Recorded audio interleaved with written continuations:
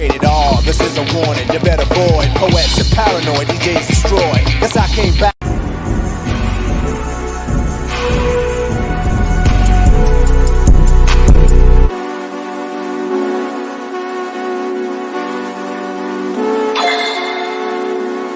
That's a G53 and I swear that bitch go bang.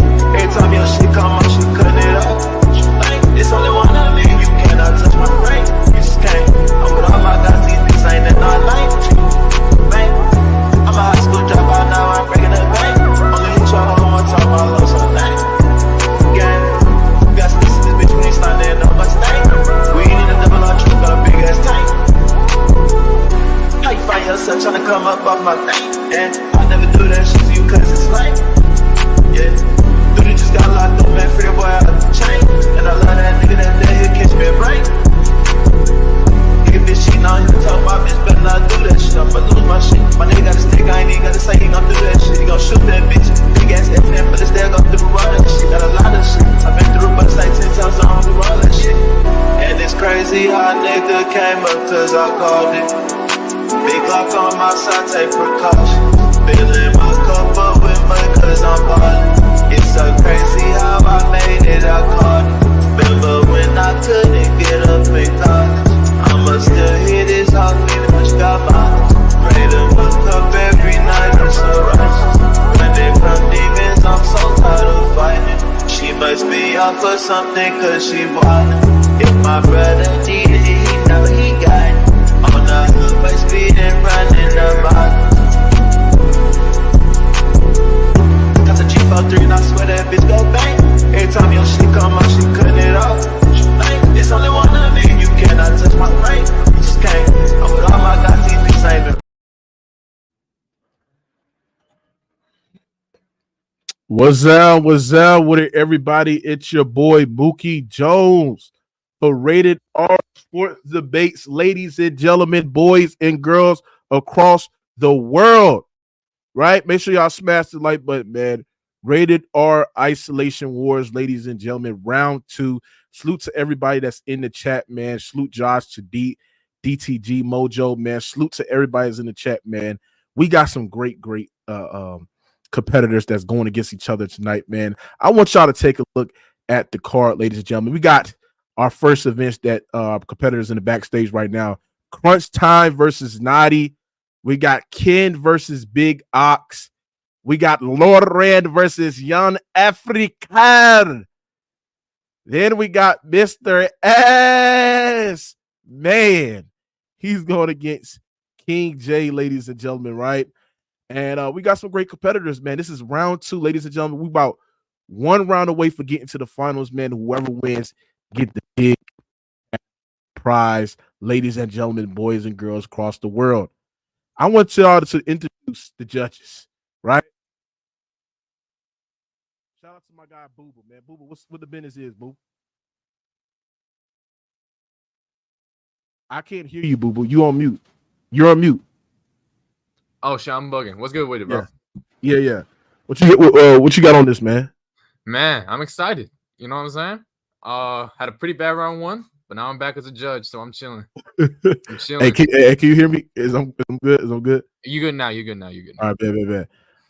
Eric Swears, what the business is? Eric, you on mute, Eric. How you feeling today, man? How you feeling today? Feeling good, man. Just working right now. So if you're calling out to me, just I'm here. I'm listening. I got you.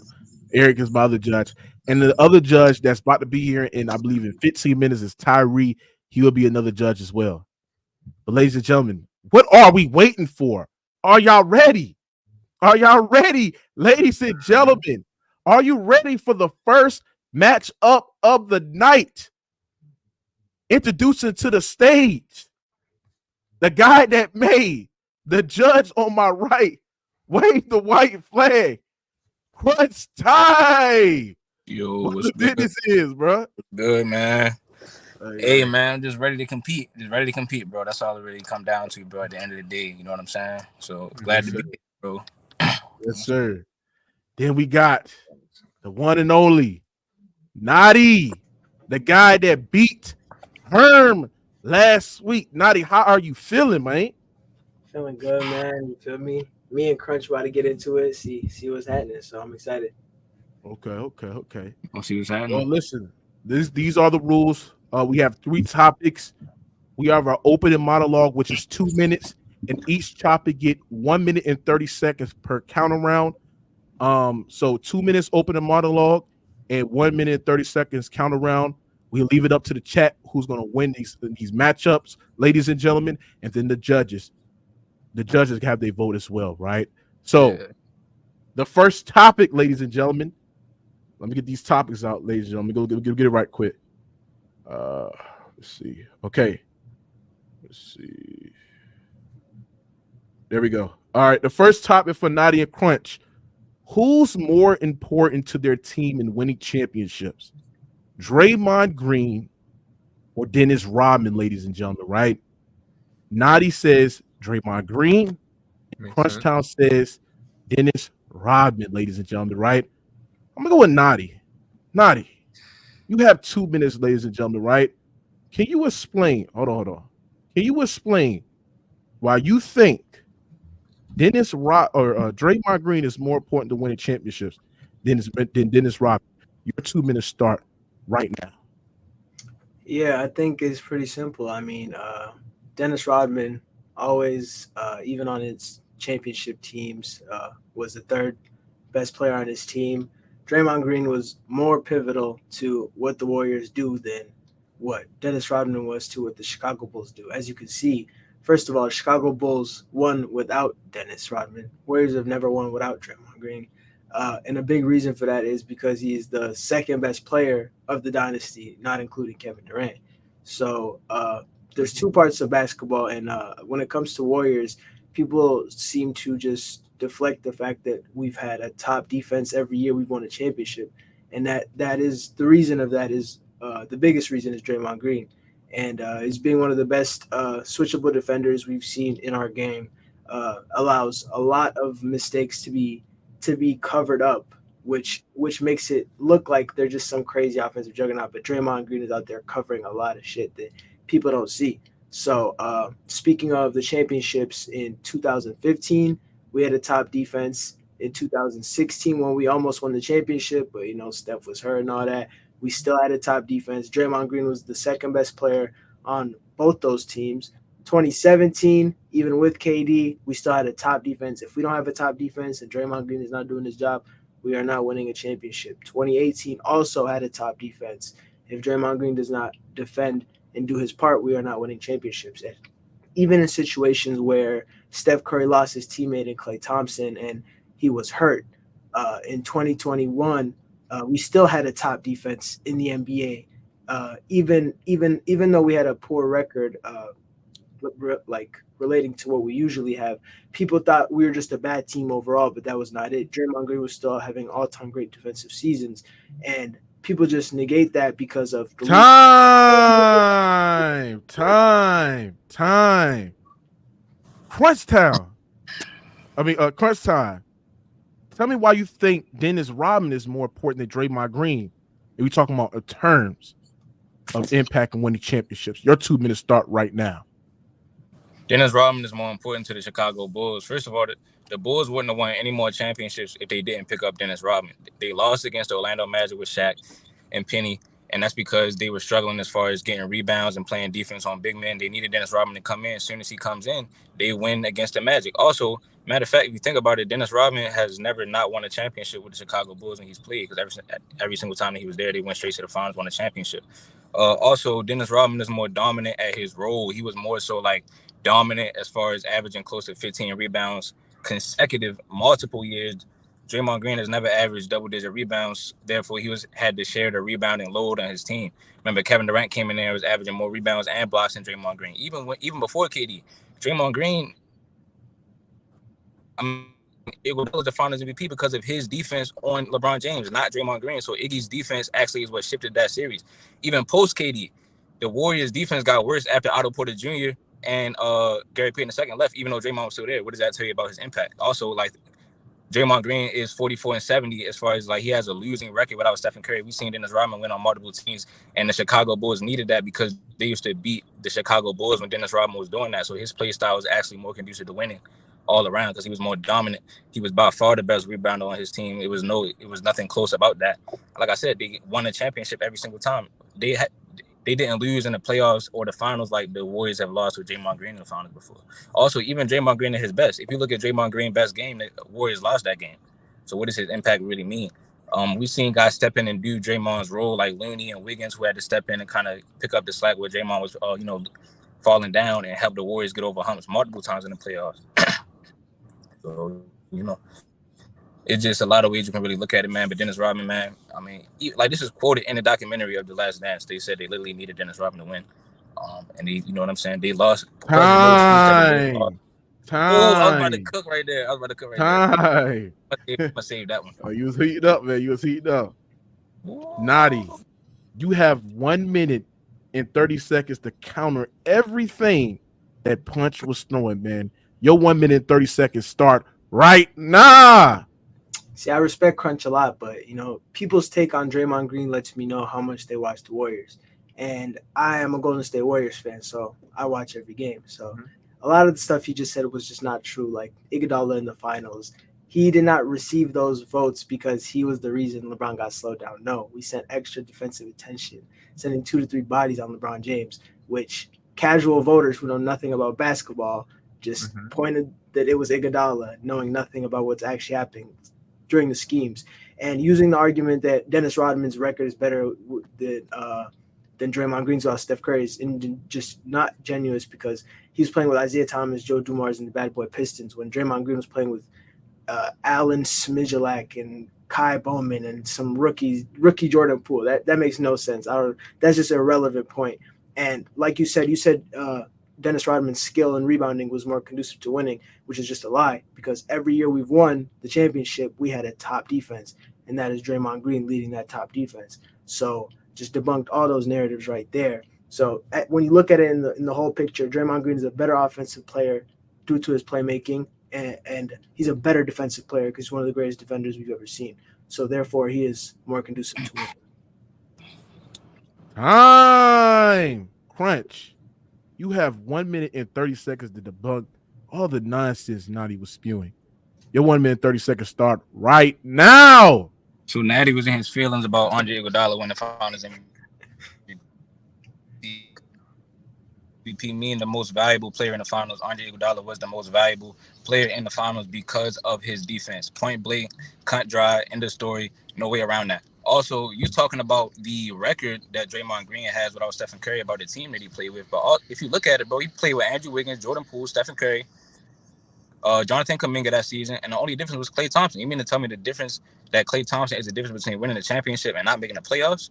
So, I mean, bro, you need to cut the slack, right? I mean, cut the crap. So, listen, Dennis Rodman, bro, the point I was bringing up about him winning the championship on the Detroit Pistons was proof because they were literally beating the Chicago Bulls. And when the Chicago Bulls came back without Dennis Rodman, they lost to the Magic. There's no excuse. You can't say Jordan was out of shape because he came back and dropped 55 points and said, I'm back. And then when Dennis Rodman came, they were literally undefeated. They had the best record of all time as soon as they picked up Dennis Rodman. Plus, he was the third best. He had other 2 good defenders on his team, but Draymond Green, the people that were better than him on defense, are worse than Jordan and Pippen. So that actually makes it worse for you because he was being out-defended by worse defenders. Come on, man. Hey, Daddy. No, I'm done. Daddy, listen. I'm telling you. It's different. It's a different animal you're looking at, bro. Okay. Well, that's it for topic 1, ladies and gentlemen. Good first topic, man. Entertaining first topic. Now we're about to dive deep in the water to topic 2, ladies and gentlemen, right? Who's a better point guard between John Stockton and Steve Nash? Since Naughty went first, I'm going to go with Crunch Time. Crunch Time, your opening monologue is 2 minutes, right? You know how it goes, man. Your 2 minutes. Why do you think you pick John Stockton, right? Yeah. You believe that John Stockton is better than Steve Nash. You must explain on your opening monologue. Your 2 minutes start right now. John Stockton is a better player, a better point guard than Steve Nash. First of all, let's look at the defense. Steve Nash has 0 all defensive teams, right? His college coach said that he was the worst defender of all time that he's ever seen with his 2 eyes. John Stockton has 5 all-defensive teams, so therefore he's 100% clearly a better defender than Steve Nash. That's half of the game, so that's 50% of the money right there, right? Now, let's look at the offense as far as leading that team to the finals and being a distributor in their prime. John Stockton has several seasons where he's averaging 13, 14, 15 assists. Steve Nash has never averaged 12 assists.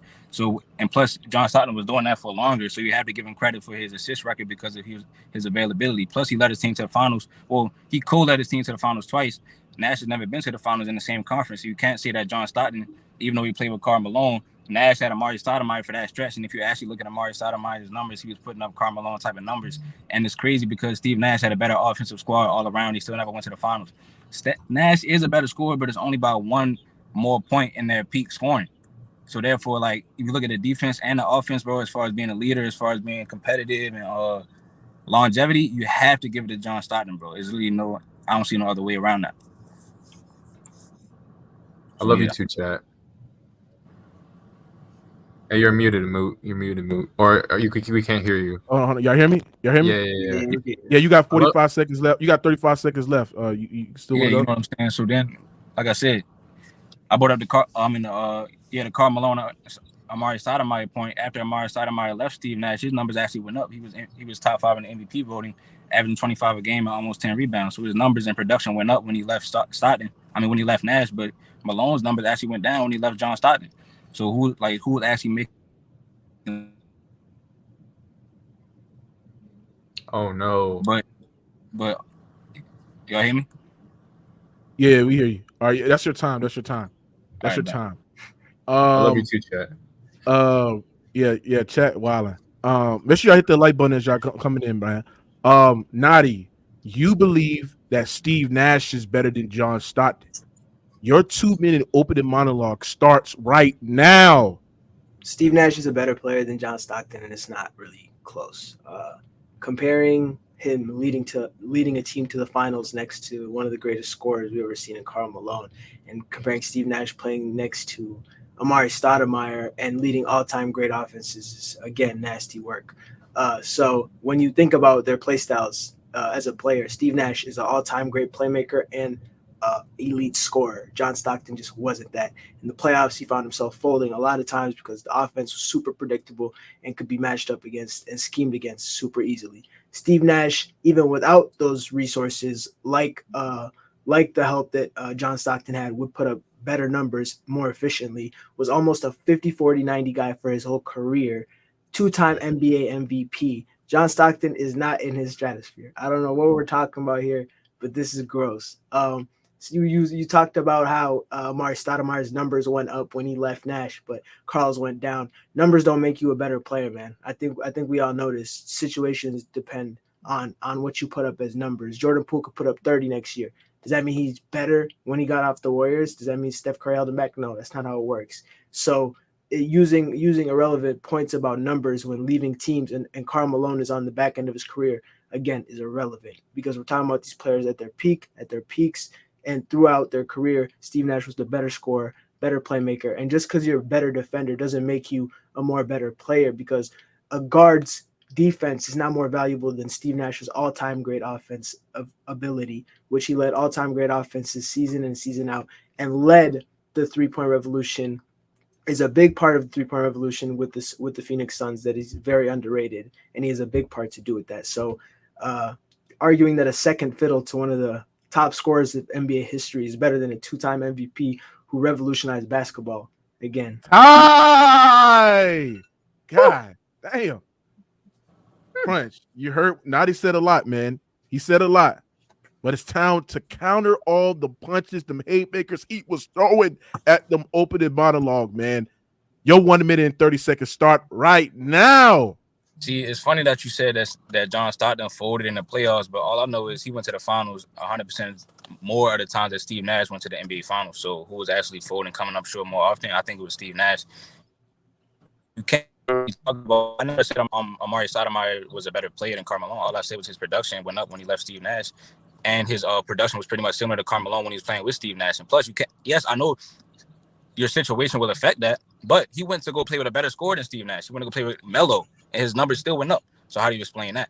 You can't explain that. You can't like explain everything that I was saying about the production, about like as far as Stockton being a better playmaker, being a better defender, because you like his scoring numbers is only 1 point off of Steve Nash. So like Nash being more skilled as a scorer doesn't really affect the team more than Stockton affected his team, because Nash had more offensive pieces and he still came up short.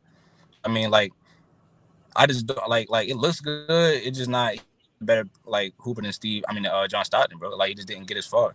It depends on what you value. I'm valuing the winner over the MVPs. So that's just how I see that, bro. Naughty, you heard what Crunchtown said, right? You got 1 minute and 30 seconds to counter everything Crunchtown was saying. Your 1 minute and 30 seconds start right now for topic 2.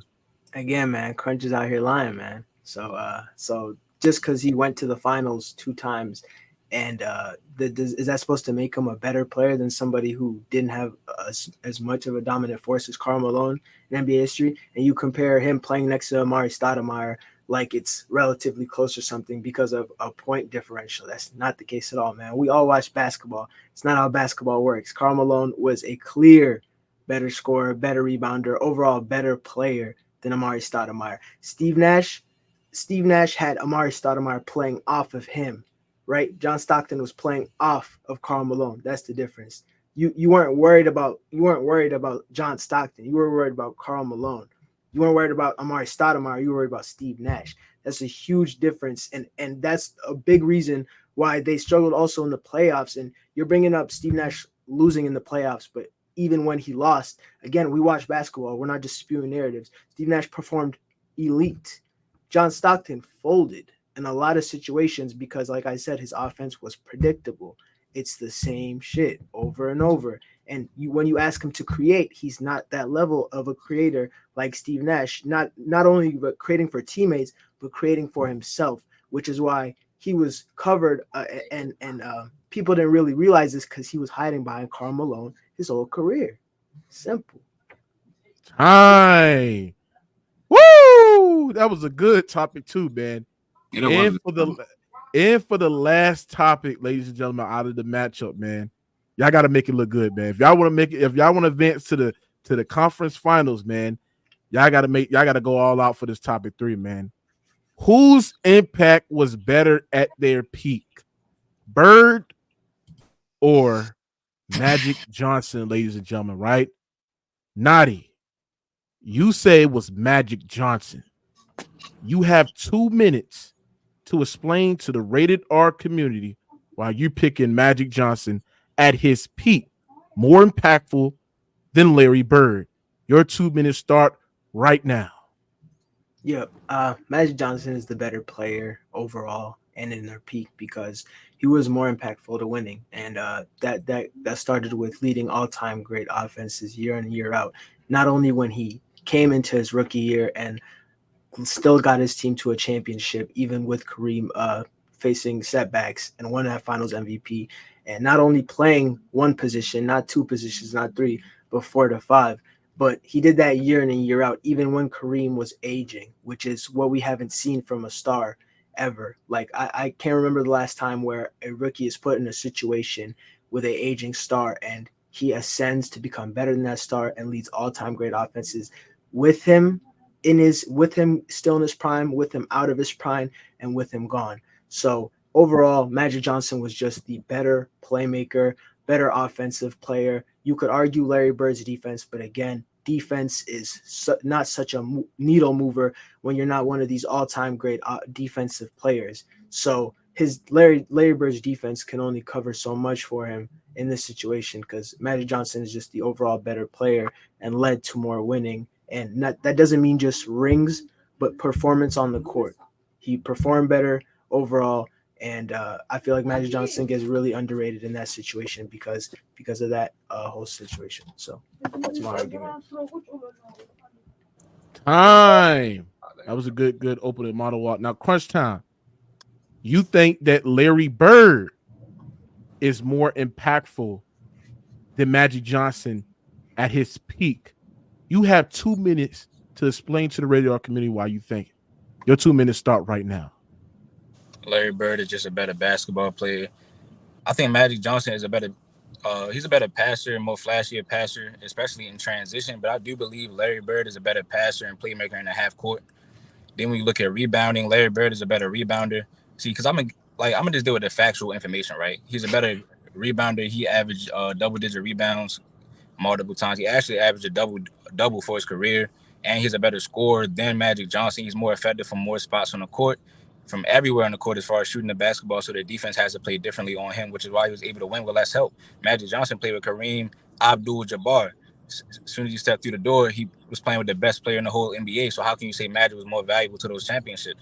Magic has 3 Finals MVPs. Larry Bird has 2, but that means that Larry Bird was a Finals MVP more often at a higher percentage than Magic, because that's 66%. Magic Johnson has 3 Finals MVPs out of 5 championships. That's only 60%. So you have to look at the percentages. Larry Bird, I mean, like I said, his best big man was McHale. He was MVP in his prime. He was 3 consecutive MVPs. So that proves that at his peak, he was actually performing at an MVP level higher and more dominantly than Magic Johnson. Like I said, his best big man is Kevin McHale. Magic was able to have Kareem. You know what I'm saying? And plus, James Worthy was a lottery pick. He had he had a super team as well. Like, they both had like Hall of Fame caliber teams as far as like their starting lineup. So I'm definitely looking at Larry Bird as a better player, better all-around player, because he's a better scorer, rebounder, and he's a better defender. Easily, clearly. So, I mean, you have to value defense. I don't know why you don't value defense, but you got to value that. Like I said, plus he's more clutch than Magic Johnson. So, yeah. Hi. Naughty, you heard his opening monologue. Now it's time to counter. This is my favorite part of the debate, is our counter rounds, man. You got 1 minute and 30 seconds to counter all the haymakers and the jabs and the slip right hands that Crunch Time was throwing, man. Your 1 minute and 30 seconds start right now. Well, starting off, I'm gonna cook your logic right now, Crunch. So you said that he's a better defender, better scorer, and better rebounder, so he has to be the better player. Kevin Durant is better than Steph Curry at all those 3 things, but yet you believe Steph Curry is better, right? So that doesn't make sense. So using irrelevant logic for that doesn't stay consistent in different situations is pointless when we're arguing these players as basketball players. At the end of the day, Magic Johnson is a 3-time MVP, 5-time NBA champion, and you keep bringing Kareem Abdul-Jabbar up like Larry Bird wasn't playing on one of the most stacked teams in NBA history. So that point is irrelevant. When we have 2 players who are playing on all-time great teams, you can't be using which team was better to argue who had more help. It's about who's the better basketball player and who impacted more in winning. And the answer is simply Magic Johnson. Like I said, he was the better offensive player, and Larry Bird was, like you said, a better defender, but it's nothing that's going to move the needle than all-time great offense that Magic Johnson was leading. And this isn't just bringing up the ball, and we're not even bringing up that he's one of the greatest fast break players in NBA history, which revolutionized that time of basketball. So those things that you brought up, I still think are irrelevant to the point that Magic just impacts winning more than Larry Bird, and using their teams to pit them against each other is irrelevant. Okay. Wow. Time. Crunch time. You heard what Nadi said, man. Your 1 minute and 30 seconds start right now. This is the counters. Go ahead. So I'm going to rebuttal what he said. I did not say that Larry Bird was a better player because he's a better scorer and a better rebounder and defender. I did not say that. What I said was because he was more impactful towards winning. That's the topic that we're talking about right now, right? So you can't assume what I said and think you're going to get points off of that. Plus, I was saying Larry Bird is more impactful to winning. He won with less help. Kevin Durant has never won with less help than Stephen Curry. So the reason why I have Stephen Curry over KD is because he's a better winner than him. This is point blank, period, right? Larry Bird, if you are more impactful on the offensive end from more different ways, then you are a better offensive player all around. Yes, they both had stacked teams, but I'm using Kareem Abdul-Jabbar as the key figure to hence why Magic had a lot more help. Because if you think about it like this is why Larry Bird is a better playmaker in the half court, because Magic Johnson is playing with Kareem Abdul-Jabbar, who has an unstoppable move. So he can rack up a lot of assists. If you pass it to Kareem, he's going to automatically green the hook shot. That's a lot of assists racking up. Like I said, then Larry Bird is a better defender. Larry Bird stole the ball. Clutch time against the Pistons. Clutch. He's more clutch than Magic Johnson. He's a better shooter. He is a better all-around player. He's a better rebounder than Magic Johnson. He's a better rebounder. He's a better rebounder, scorer, defender. I don't see how you can argue that. And like winning, like I said, he has 3 rings with less help than Magic Johnson. So what do you think he would have done with Kareem Abdul-Jabbar, right? Kevin McHale did average 30 in the finals, but Magic averaged 33 in the finals. And Kareem averaged 33 in the finals. And Magic got a faulty finals MVP because Kareem actually outplayed him that series for the whole series. So this is easy work. Time. Damn. Woo! That was a fire third topic, man. Third round, man. Real talk, man. But we have to start with our judges, man. You know, we're gonna leave it to the chat, and then we're gonna go to our panelists, our judges in the chat. We got Tyree, we got me, we got P5, and then we got Eric Swears. I'm gonna start with P5, man. P5, who you had winning this debate, man? Break it down from topic 1, from topic 2, for topic 3. Who you had winning this, man? In the Draymond Dennis Rodman debate, I like the points that Nadi brought up. He brought up how the team was affected when he was on and off the floor. He brought up the 2021 season, which I thought the 2021 year was going to be a problem for him, and I like how he tackled that point. Crunch, I like the fact that he brought up the Shaq series and what the Bulls did before and after Dennis Rodman. In the rebuttal round, though, I think Nadi attacked his logic pretty well there, so I got to go with Nadi. In the second round, I'm blank. Oh my god. The second round is Magic. I mean, it's Stockton and Steve Nash. Oh, it was it was a Stockton Steve Nash one. A lot of the points that I forgot his name. The Crunch Time brought up for John Stockton, it had to do with a lot of championships and a lot of the winning over Steve Nash.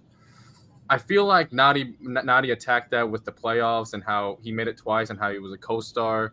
I like how he brought that up. I like how he attacked the Amari Stoudemire and Karl Malone logic, how one was playing off of the other and Stockton was playing off of Malone. I like how he brought that up. He brought up the playoff translation as well.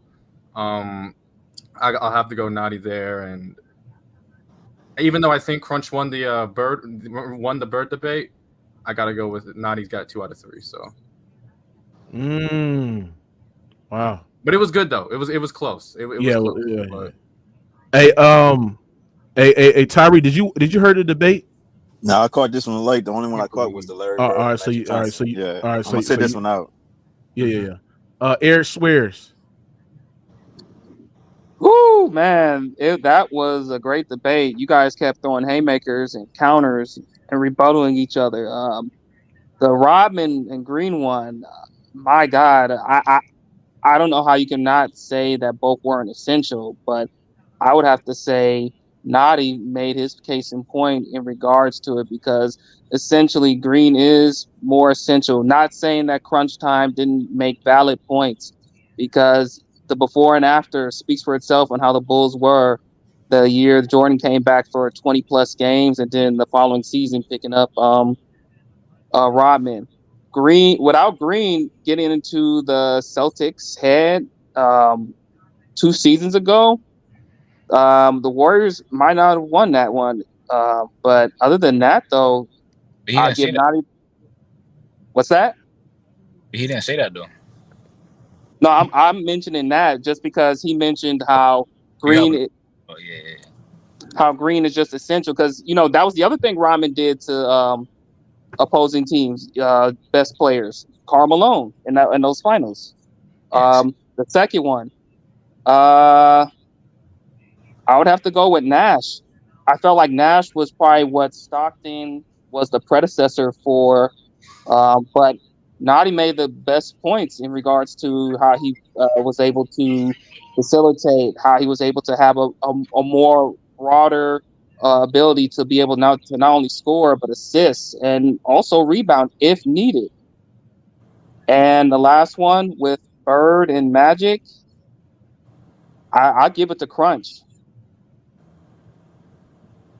Because Bird, like at the end of the day, you did mention something that across any genre of basketball, when it's in the half court set, it's pretty much who's going to be the best and being able to show the best of their abilities. Not knocking Magic with Showtime and everything, but if you're going to slow the pace down and everything, that's what's going to be essential. And you made a great case in regards for Bird. All right. Great matchup. This is why I think that when I matched these guys up in the second round, I knew this was going to be a great matchup and a great debate. Both of y'all brought it, but now to get my analysis on it, I think in the first round, I think Nadi opening monologue was very strong, and I think Crunchtown opening monologue was very strong as well. But I think Crunchtown made some of the better points. We talking about turn of Dennis Rodman and how he was so essential for the Bulls and for that second three-peat as well. And I just think that Nadi's counter rounds was better than Crunch in the first round as well. So the first round was very close, but I'm a slightly favor Nadi. And then in the second round, I think Nadi's opening monologue was very strong. Crunch counter was pretty good as well. But I think in the second round, I think Nadi won that as well. And in the third round, that's when I felt like Crunchtown was heating up, right? And I felt like his opening monologue was very strong, talking about how Bird was as a basketball player as well, and how he's a better scorer, rebounder, and all that other stuff, right? But then Nadi's counter round and then his opening monologue was strong as well. But I just think overall, Crunchtown opening monologue and his Nadi and in his counters was pretty good. So I think Crunchtown won the third round. But yes, man, I got it 2-1. I got Nadi winning it 2-1. It was very close, but man, I got Nadi winning that, man, and it was a great debate, man. Who did Eric vote for?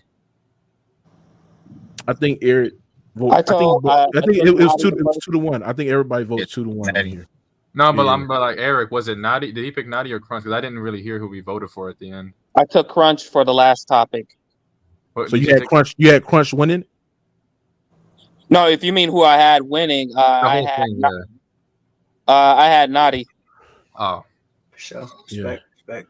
All right, man. In the chat had Nadi 57-43. This was close. Shout out to Nadi, man. Nadi is advancing to the conference finals, man. Salute to him, man. And, salute to Crunch, man. Hey, salute to Crunch, man. Crunch brought it, man. I ain't gonna lie. He brought it that last round, man. He brought it that last round. Yo, he really got it. That shit was fun, bro. That shit was fun. Yes, man. All right, man. Salute to Nadi, man. I will hit you up, man, for the conference final topics. Who you gonna be matching? Salute to Nadi, man. You went away for being to the Rated R finals, man. So shout out to him. Shout out to Crunch for stepping in. And man, competitors, man. Real talk, man. All right. Man, oh man. I love you too, chat. How do y'all hey chat, why y'all hating on P5 right now, man? Like the mic fucking up, nigga. Yeah, bro. You hear me? I love you too, chat. Hey, hold on. Do y'all hear me? Speak again. Do y'all hear me? Yeah. Straight Yeah. All right. Chat, why y'all hating on Crunch, man? Why y'all hating on Crunch? I mean, not Crunch, but why y'all hating on P5? I gotta start hating on P5, man. They love Come on, me. bro.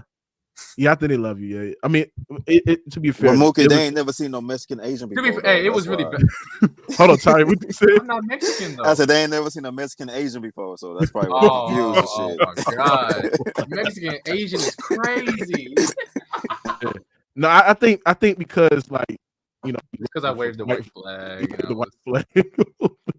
Hey, I ain't gonna lie though. Gat is funny as hell, bro. Gat is funny. Yeah.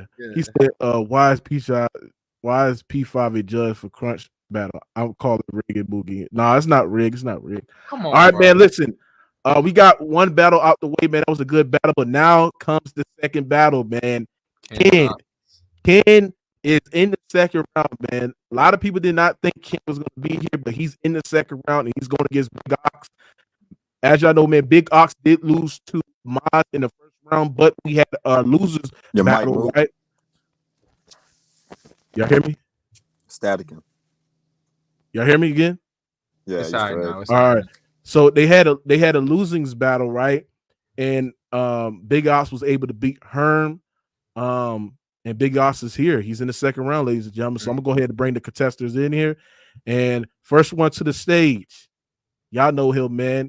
He's a regular on Rated R, man. Ken, what the business is, Ken? Salute What the Yo, Oh, fuck? hell Ken, no. whoa. Hey, Ken, you Oh, there? There's that mic. Ken. My bad.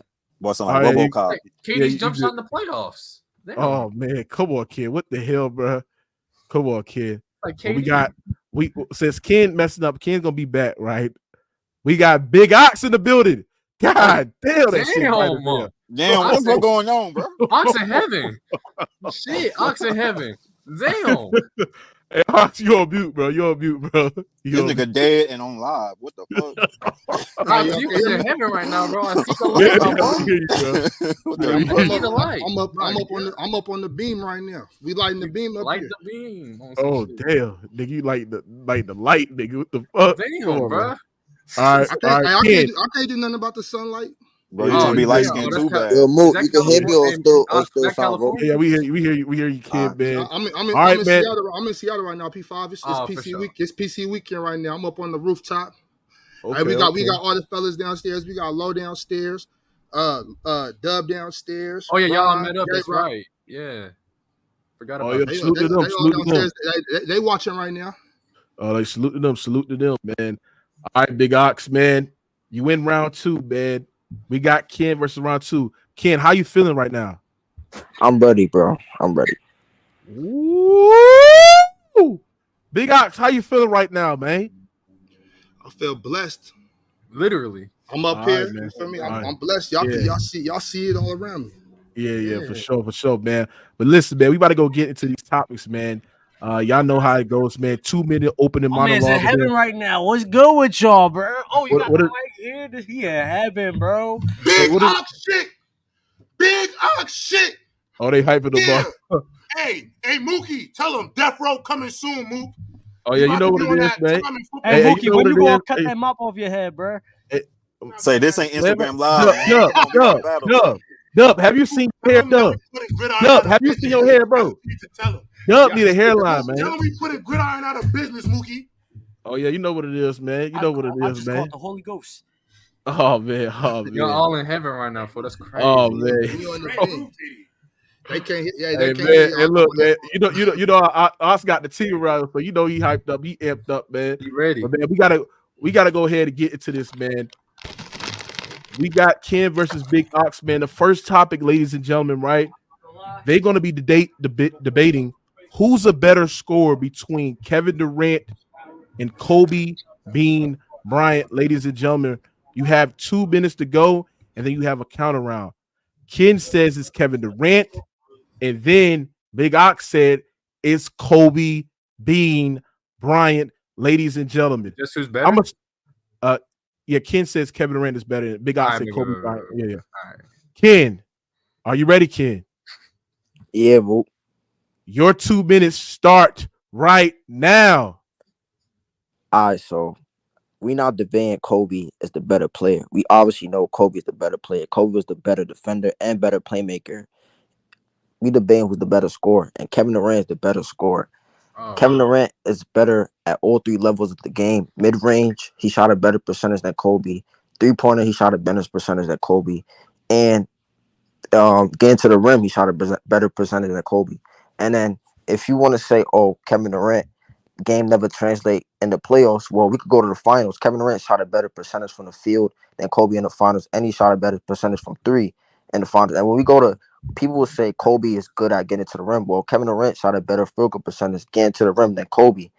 And then people also will say, oh, well, Kevin Durant did it while nobody was in the league. Kevin Durant did this on Kobe watch for 4 straight years from 2010 to 2014. Kevin Durant dominated the league while scoring, winning 4 scoring titles. In 2012 specifically, Kevin Durant was first place to Kobe's second place, winning the scoring title over Kobe. Kevin Durant is simply more efficient and more better than Kobe when it comes to scoring. Kobe Bryant, he's a scorer, but he takes a lot of difficult shots. And he makes a lot of difficult shots, but he also misses a lot of difficult shots. Kevin Durant won scoring titles, even if you don't want to go for 2012 because Kobe missed that game in 2012, you could still go for 2010, 2011, 2013. Melo won the scoring title. We could go for 2014. Kevin Durant won the scoring title. So Kevin Durant is simply more efficient and better than Kobe Bryant in his prime. Mm. okay. Okay. Big Ox. You think Kobe Bryant is a better scorer than Kevin Durant? You have 2 minutes. Your 2 minutes start right now. Yo, Ken came in. The first thing he said was that Kobe Bryant was better than Kevin Durant. So I don't understand how I'm even have to debate this now when he already conceded the victory to me in the first 5 seconds of his argument. In the first 5 seconds of his argument, he conceded the victory to me. But be that as it may, I'm going to go ahead and give you my spill on it. Oh, my God. Kobe Bryant is a better scorer on every part of the floor than Kevin Durant. And Kevin Durant was 5 inches taller than Kobe Bryant. Kobe Bryant was more athletic. He can get to the rim easier. Kobe Bryant can shoot. I will say Kevin Durant was a better three-point shooter than Kobe Bryant, and that's about it. Kobe Bryant was better all around at defense. I seen Kobe Bryant carry the Lakers when Shaq was hurt when he was a young boy. Kobe Bryant, after Shaq left, went and got his own 2 championships. Kevin Durant has showed time and time again that he doesn't have the offensive ability to carry his squad when it matters the most. He got swept just 2 seasons ago in the first round of the playoffs. Swept. He looked terrible. Kobe Bryant would have never went out like that. Kobe Bryant would have never allowed Al Horford to guard him from the 3/4 court on. That right there just shows how much better he is than Kevin Durant. I'm not gonna lie, Mookie. I'm disappointed in you for letting us argue this because this is crazy. This is crazy. And Ken already admitted it from the jump. So when he did that, I don't even have much to say. You got it, Ken. Go ahead. Let me get your rebuttal round. Hold on, wait. What is the debate? Is it a scoring debate or is it a player debate? It's a scoring debate. It's a score debate, bro. But I thought it was a player debate. Oh, no, it's a scoring debate. Okay. All right, kid. You heard what Big Ox say. Rebut or what he's saying and explain why you think Kevin Durant is a better scorer than Kobe Bryant. Your 1 minute and 30 seconds start right now. Before Ken just went, you had said who's better. No, I said who's a better scorer. Okay, go ahead. I got you. All right, go ahead, Ken. Your 1 minute 30 seconds start now. This is your rebuttal round. Go ahead, Ken. Well, he tried to say, "Oh, I gave him this debate," but first of all, I said who's the better scorer, and I said Kobe. Yes, Kobe is the better player, but we're not debating who's the better player. We're debating who's the better scorer, and Kevin Durant is the better and more efficient scorer. Do you know that Kobe Bryant in the finals, his game never translated from the regular season to the finals? Kobe Bryant in the finals and the playoffs, his points per games went down. Because in 2012, I could bring up 2012. 2012, Kobe Bryant averaged 27 in the regular season. Do you know that it went down from 27 to 25, 26 points per game in the postseason? Kevin Durant in 2012, he averaged 28, and he went up to 30 points per game in the finals. And then you also know that Kobe never shot over 50% from the field in his career. So he's this great player, yeah, but he's not an efficient player. He's not more efficient as a scorer than Kevin Durant in his prime, peak for peak, bro. That's it, Ken. All right. Is that it?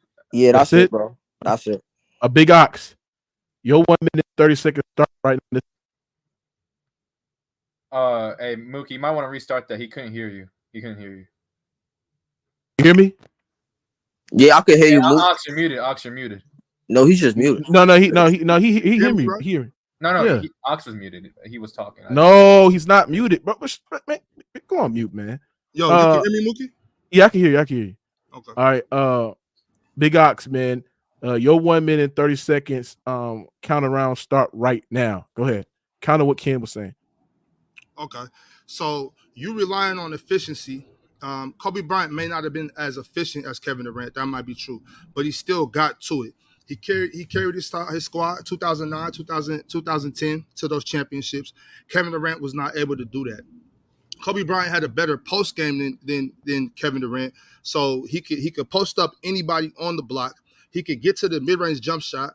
He could shoot the 3 ball, break you down from full court. He could play the 1, he could play the 2, he could play the 3. Kevin Durant, watch out, bro. Kevin Durant is still not able to do that.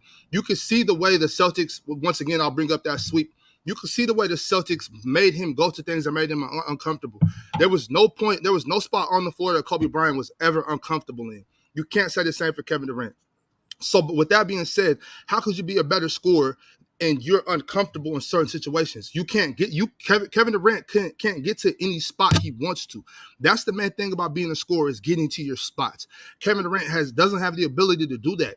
They both had the same Achilles injury, and even coming back off the Achilles injury, Kobe Bryant was still able to get to a spot, elevate over the defense. Kobe Bryant was playing with a torn rotator cuff and was still able to go left, go right, do anything he wants to. There was nothing on the court Kobe Bryant can't do, and you cannot say the same for Kevin Durant. I don't want to hear about what you're saying about efficiency, reading off a Basketball Reference. That's not going to cut it today, Ken. I need time. Well, that's the end of topic 1, man. That's the end of topic 1. Now let's transition. Moot, your mic. Can you hear me? Say again? Do you hear me? Yeah. All right, man. That's the end of topic 1, man. Let's transition to topic 2, ladies and gentlemen, right? Who's the best second option in the NBA? I asked both of these guys on who's the best second option in the NBA, right? Second option. Ken said it was Jamal Murray. Big Ox said it was Jaylen Brown. Since Ken went first, I'm going to go with Big Ox. Big Ox, you had Jaylen Brown as the best second option in the NBA. You got to explain to the Rated R community, right? Your 2 minutes start right now. Y'all can hear me, right? Yes. Yeah. Okay. I would say Jaylen Brown is the best second option, because when he became the second option on that team, he instantly upgraded his scoring ability. When Kyrie Irving was on the team, I believe the most he averaged was 14 points per game, and Kyrie Irving played 67 games that season. When Kyrie left the next year, Jaylen Brown instantly jumped up to 20 points per game. He's a better second option because sometimes we're confused on whether or not he's the first option. Sometimes Jason Tatum goes to sleep and Jaylen Brown steps up and has to do it for him. Jamal Murray has the luxury of having a guy like Jokic who never really goes to sleep, so it might look better, but Jaylen Brown at times is honestly the first option on that team. Also, he just got a crazy bag because how good he is at the second option. I know Ken's going to talk about how he can't go left. That's irrelevant. He still gets to it. He averaged 26 per game last year without a left hand, supposedly. So there's that. Secondly, how are you the highest paid player in the NBA, and you're not a very good second option? I don't see any angle here for Jamal Murray over Jaylen Brown. Okay. Y'all hear me? Yeah. Man, your mic, nigga. I could hear you, but now it's. Hold on. Y'all can hear me now? Yeah. Okay. Ken, monologue starts right now. Why do you think Jamal Murray is the best second option in the NBA? Your 2 minutes start right now. Well, first of all, Jamal Murray just won a championship, and Jamal Murray is a great second option because as a player, Jamal Murray is great at 3 levels, great at getting to the rim. He has a great mid-range game. He has a great three-point shot.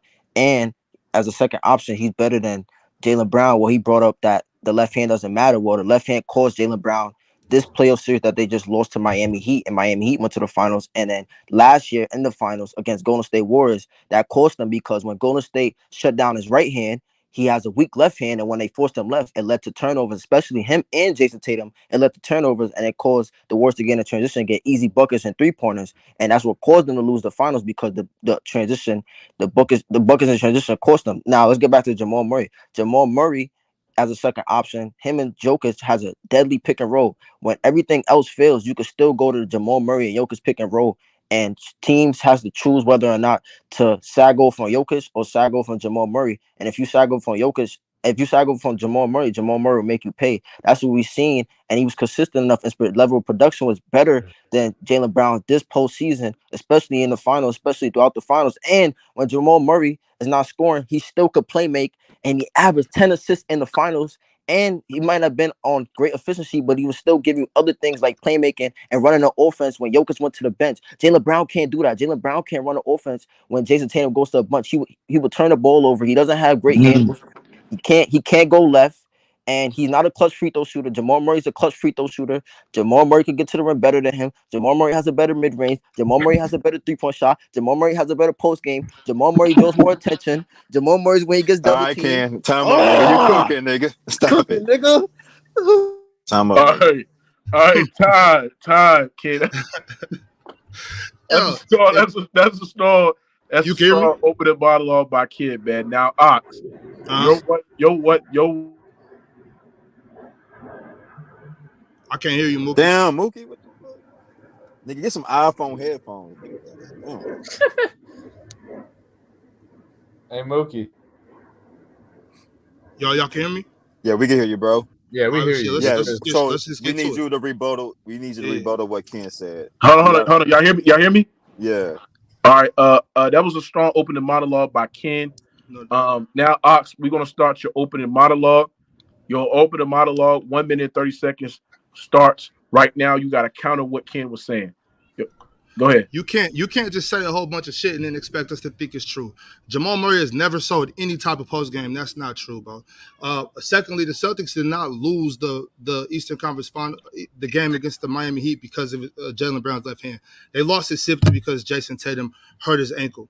Once again, I will state the fact that I said it earlier. Jamal Murray isn't creating for his team. It's Jokic. If you put Jaylen Brown over there, you get just as much but more from Jaylen Brown instead of Jamal Murray.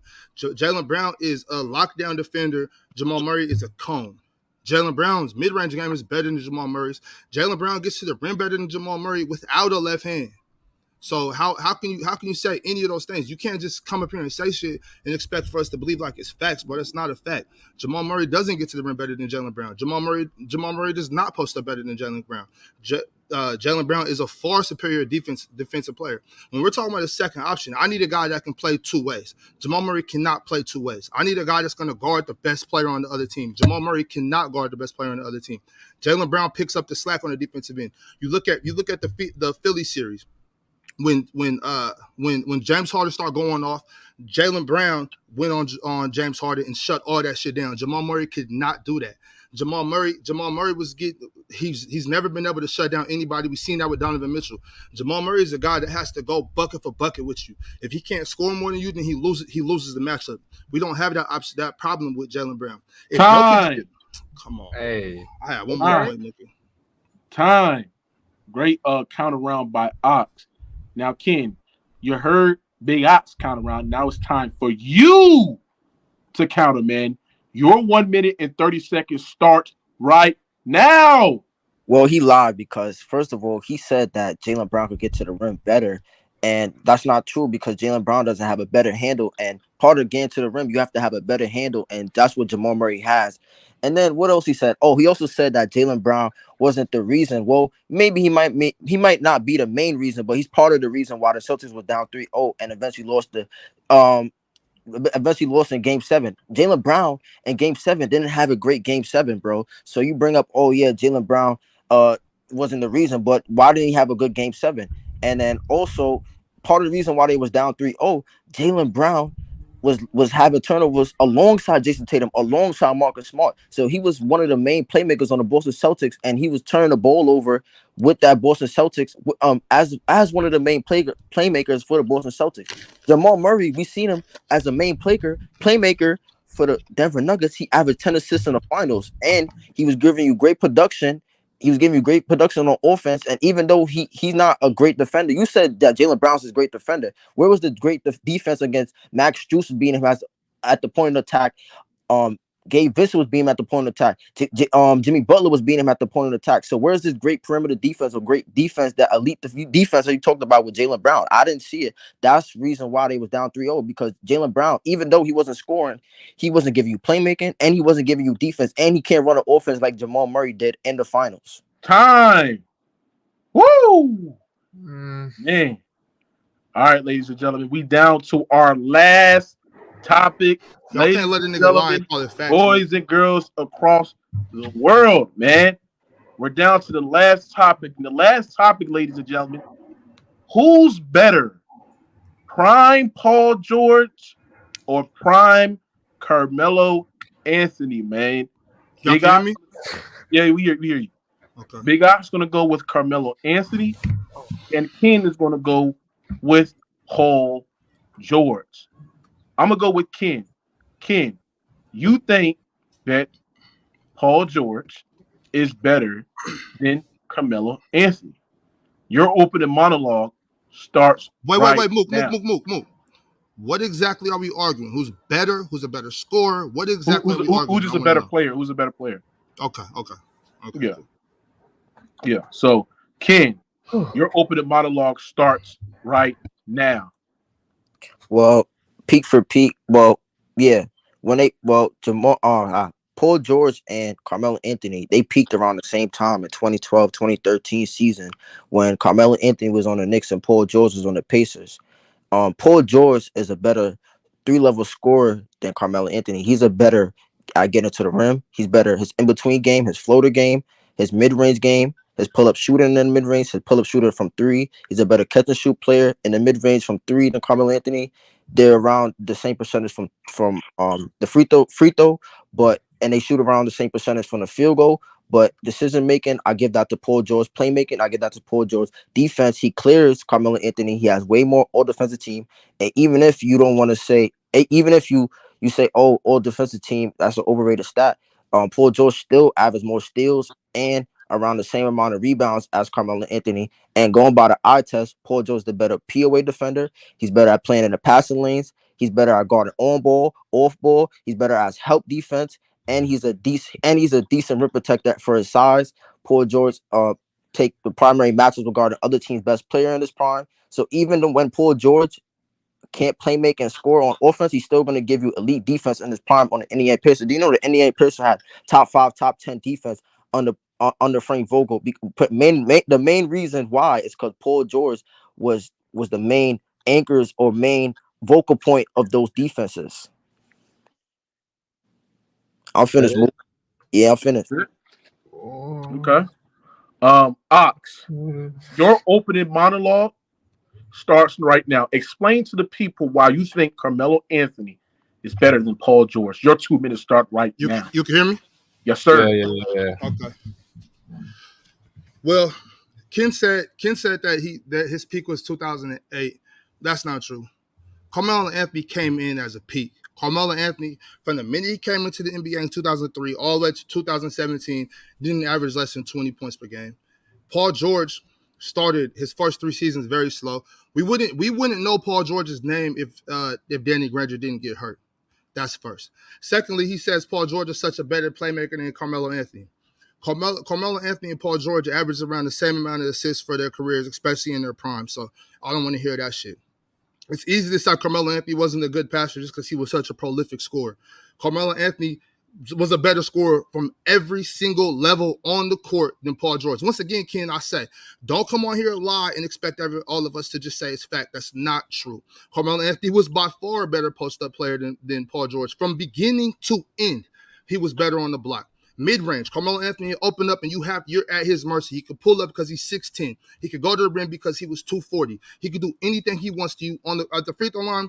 Not the free throw line, I'm sorry. The 3-point line, he'll pull up over you. We've seen him do it to everybody. He came into the NBA when it was at its peak in 2003, and he battled every single person. Paul George, we cannot say the same for. It took Paul George a long time to get his feet under him. Carmelo came in pro-ready. He got blackballed from the NBA, and he came back to the Portland Trailblazers and produced. He went to the Lakers and produced. Paul, I don't see your argument. All those were lies, Ken. You can't come up here and just say a bunch of shit and expect us to think it's true. Those were not facts. There is no area on the court where Paul George is a better scorer than Carmelo Anthony. The only thing I will give you is defense, and it's not even that far. Paul George, he's long. He throws his arms up in the air. He tricks y'all to think he's playing incredible defense, and that's not the case at all. I haven't seen Paul George lock anybody. So you can miss me with that point.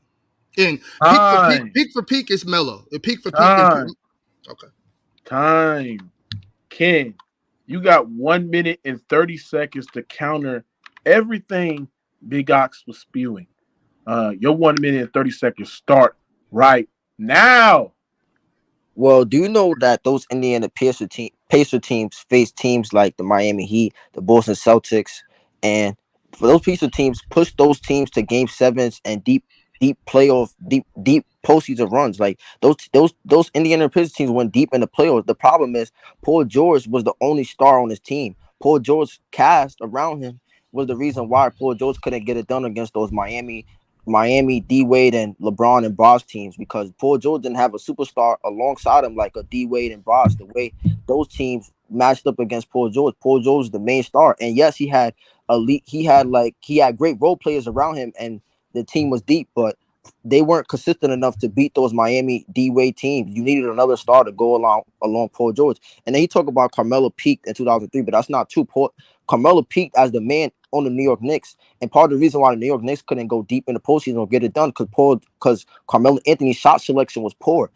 And let's say, oh yeah, you don't want to go because they average around the same assists, but Carmelo Anthony shot like the shots he shot wasn't smart. He didn't shoot a lot of smart shots. He shot a lot of difficult shots and a lot of tough shots. And yes, some of them went in, but a lot of them he missed. And that was a part of the reason why teams would focus on him in the postseason and fluster him, and it will cause the Knicks offense to go stagnant, because he will always try to be the man in the crunch time instead of playing team basketball, which Paul George did on the Indiana Pacers, which pushed teams like LeBron and D Wade to Game 7s and Game 6 because he played the right way. Something Carmelo Anthony didn't do in his prime. Time. All right. I'm gonna go with Big Ox, man. Big Ox, make it great, man. This is your last counter round, ladies and gentlemen. Right, this is about to be the end of the matchup, and then we got Lord Rand versus Young Africa next, man. The highly anticipated rivalry next, man. Big Ox, your 1 minute and 30 seconds start right now. Counter what Ken is saying. Y'all can hear me? Yeah. Okay. I didn't say that Carmelo Anthony's peak was in 2003. I said Carmelo Anthony's peak was from 2003 to 2016. He had a very long peak. That's what I said. So quote me correctly, please. Also, to say that Paul George didn't have any help, and once again, I told you we wouldn't know who he was if Danny Granger didn't get hurt. On top of that, David West was balling in Indiana. Roy Hibbert was protecting the rim and had some of his best seasons in those years when Paul George, quote unquote, carried them to those losses that you're reminding us of. Also, if we want to talk about people that we competed with, we could talk about Carmelo Anthony going toe to toe with Kobe Bryant. Has Paul George ever done that? No. Paul George has never gone toe to toe with the likes of Kobe Bryant and Tracy McGrady, Paul Pierce. These in their prime. Paul George came into an NBA which was fairly competitive, but nothing like the NBA that Carmelo Anthony came into. So let's not compare that.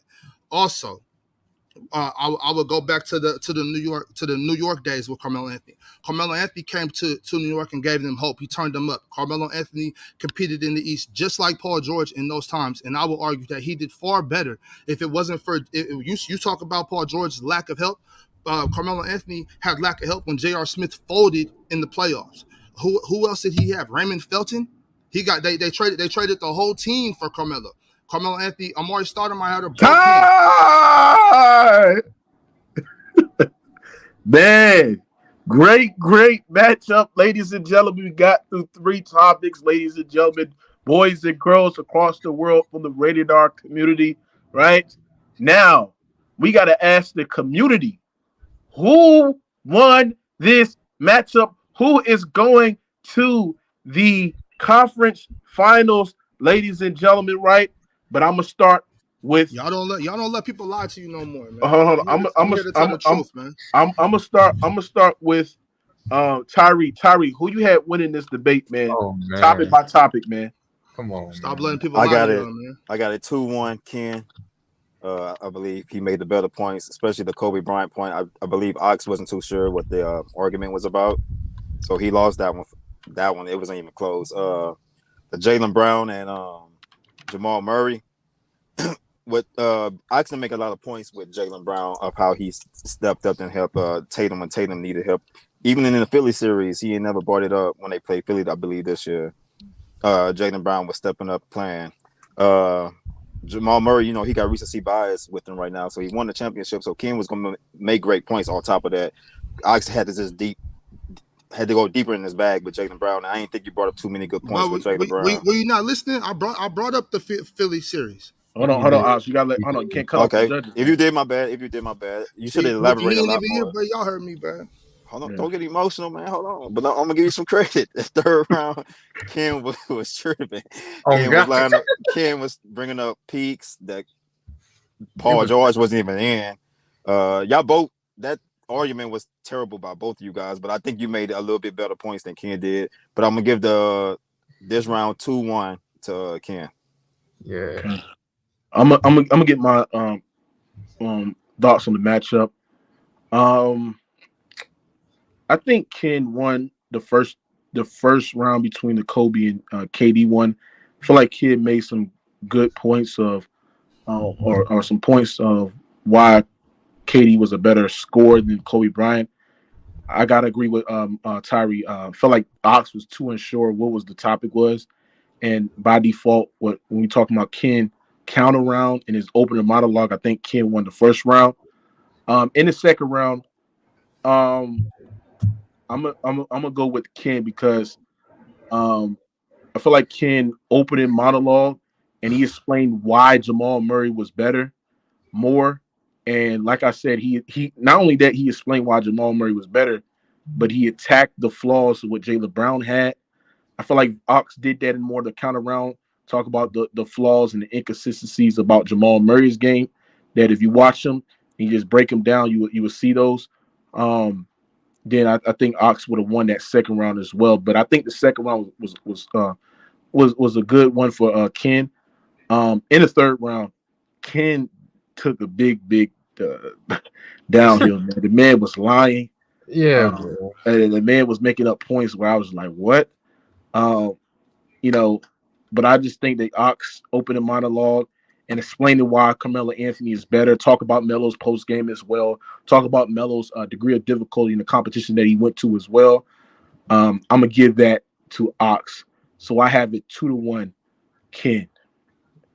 P5. Who you had winning this debate? I got 2-1 Ox. The first round is just a repeat of what Mookie and Tyreek just said. I feel like Ox just didn't know the topic necessarily, and Ken did. The second round, I think it was a bad opening monologue by Ox, but I think in the counter round, he really attacked Jamal Murray. He attacked how Murray has the great luxury of playing with Nikola Jokic.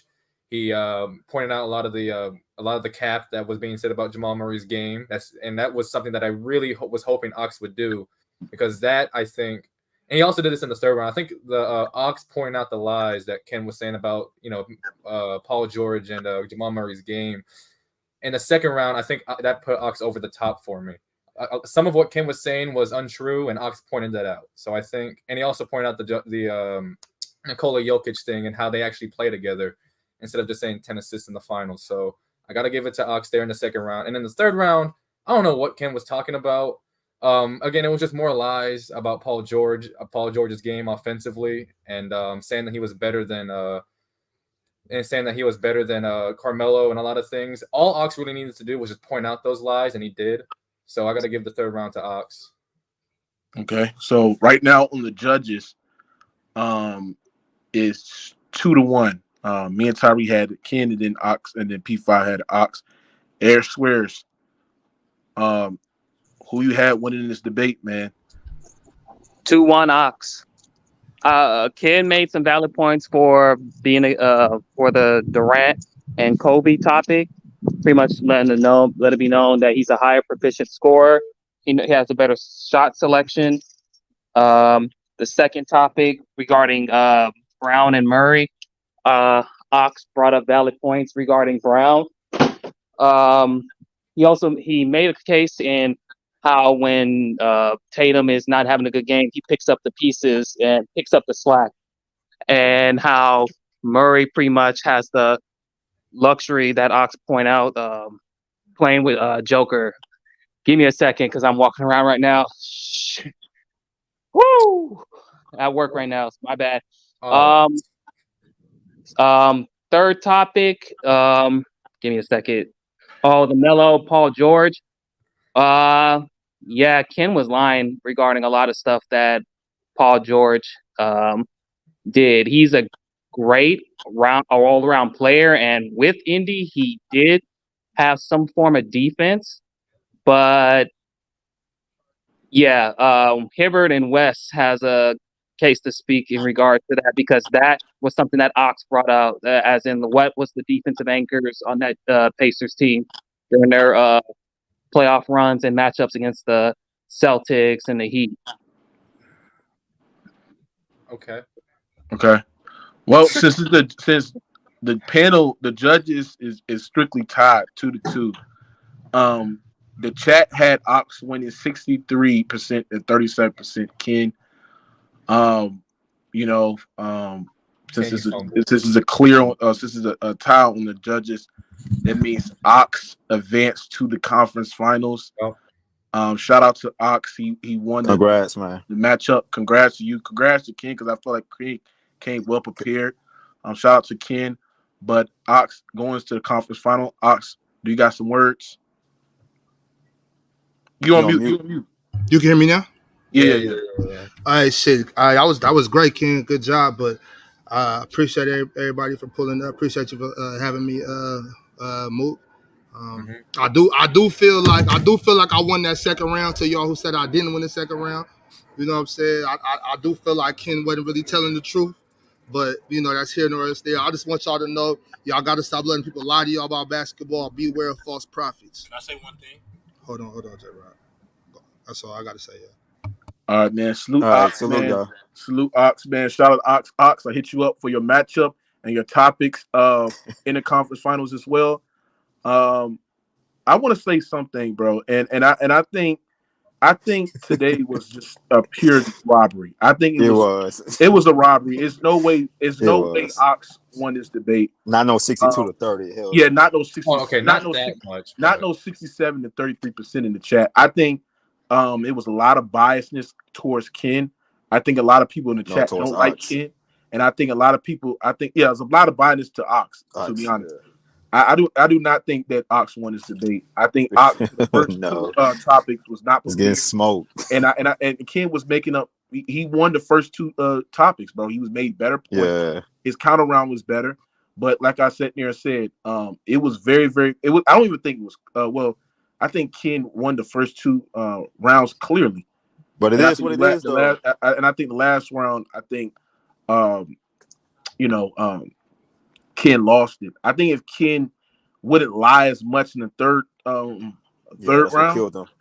that's what killed him, and that's what persuade the chat to go to Ox. Yeah. Because if you look at the chat, when I was reading the chat, right, a lot of people had Ken winning the debate, right, for the first two topics, but then when he started lying in the third topic, and I felt like Ken was not prepared for that third topic for the PG and Melo. He didn't bring up PG's defense. He didn't bring how PG in the Eastern Conference was battling the Heat, and he was putting up great production as well. He didn't bring up how PG was a fish. He didn't bring up how PG was a great rebounder, how PG controlled both ends, and he peaked better as a defender, arguably better as a just an overall player. He didn't bring up those shits, right? So like I said, man, I thought Ken won it the first two rounds. I thought he won it, but like I said, man, I thought it was a robbery. But shout out to Ox. Ox won it. Judges split it, and the chat won it. It was 63-37. Ken, what you got on this, man? Ken. Yeah, bro. Good debate, bro. Salute. Wipe your eyes, nigga. Stop crying, nigga. You got next year, nigga. Stop crying. You be all right? Yeah, man. Get better, nigga. Ken, don't cry, man. Don't cry. He blew a 3-1 lead. This nigga walked out. But look, look. Even though a 3-1 lead, just even though if he do lie, bro, it's still about who make the better points. Yeah, that's true. That's true. Y'all in a chat thinking it's because he lied hard on the third round. He still brought up better points in the other two rounds, though. Listen, I thought he won this. I thought Ken opening monologue and his counter round and his ability to address Jaylen Brown flaws and how Jamal Murray is so impactful to that Denver Nuggets team, the way that he can score. And I feel like if you would have brought up, the point of what the Nuggets were doing when Murray was playing so good in the postseason, if you would have brought up that point and how that was making deep postseason run off the impact of Jamal Murray and stuff like that, and then when he left out, you know what I'm saying? That nigga unsubscribed. First round, the second round, but like I said, bro, it is what it is. Shout out to Big Ox. Big Ox won. Shout out to him, yeah. Yeah. But the main this is the co-main event, ladies and gentlemen, right? This is the co-main event. Where is Young Africa? I got Lord Rand in the back right now. Africa, where you at? Hey, these boys has been going at it for so long, man. It's been a rivalry on Rated R Sports Debates. Lord Rand versus Young Africa is next, and then we got the main event, Mr. Ass Man versus King J. But I'm waiting for the Young Africa. Young Africa, where you at, man? I sent you a link on your email, man. Lord Rand is in the back. He is pulling up right now. Where is Young Africa, ladies and gentlemen? We is about to get into this, man. I'm gonna start with Lord Rand. How you feeling, Lord Rand? That was good, Mook. What's good? Is your mic good, bro?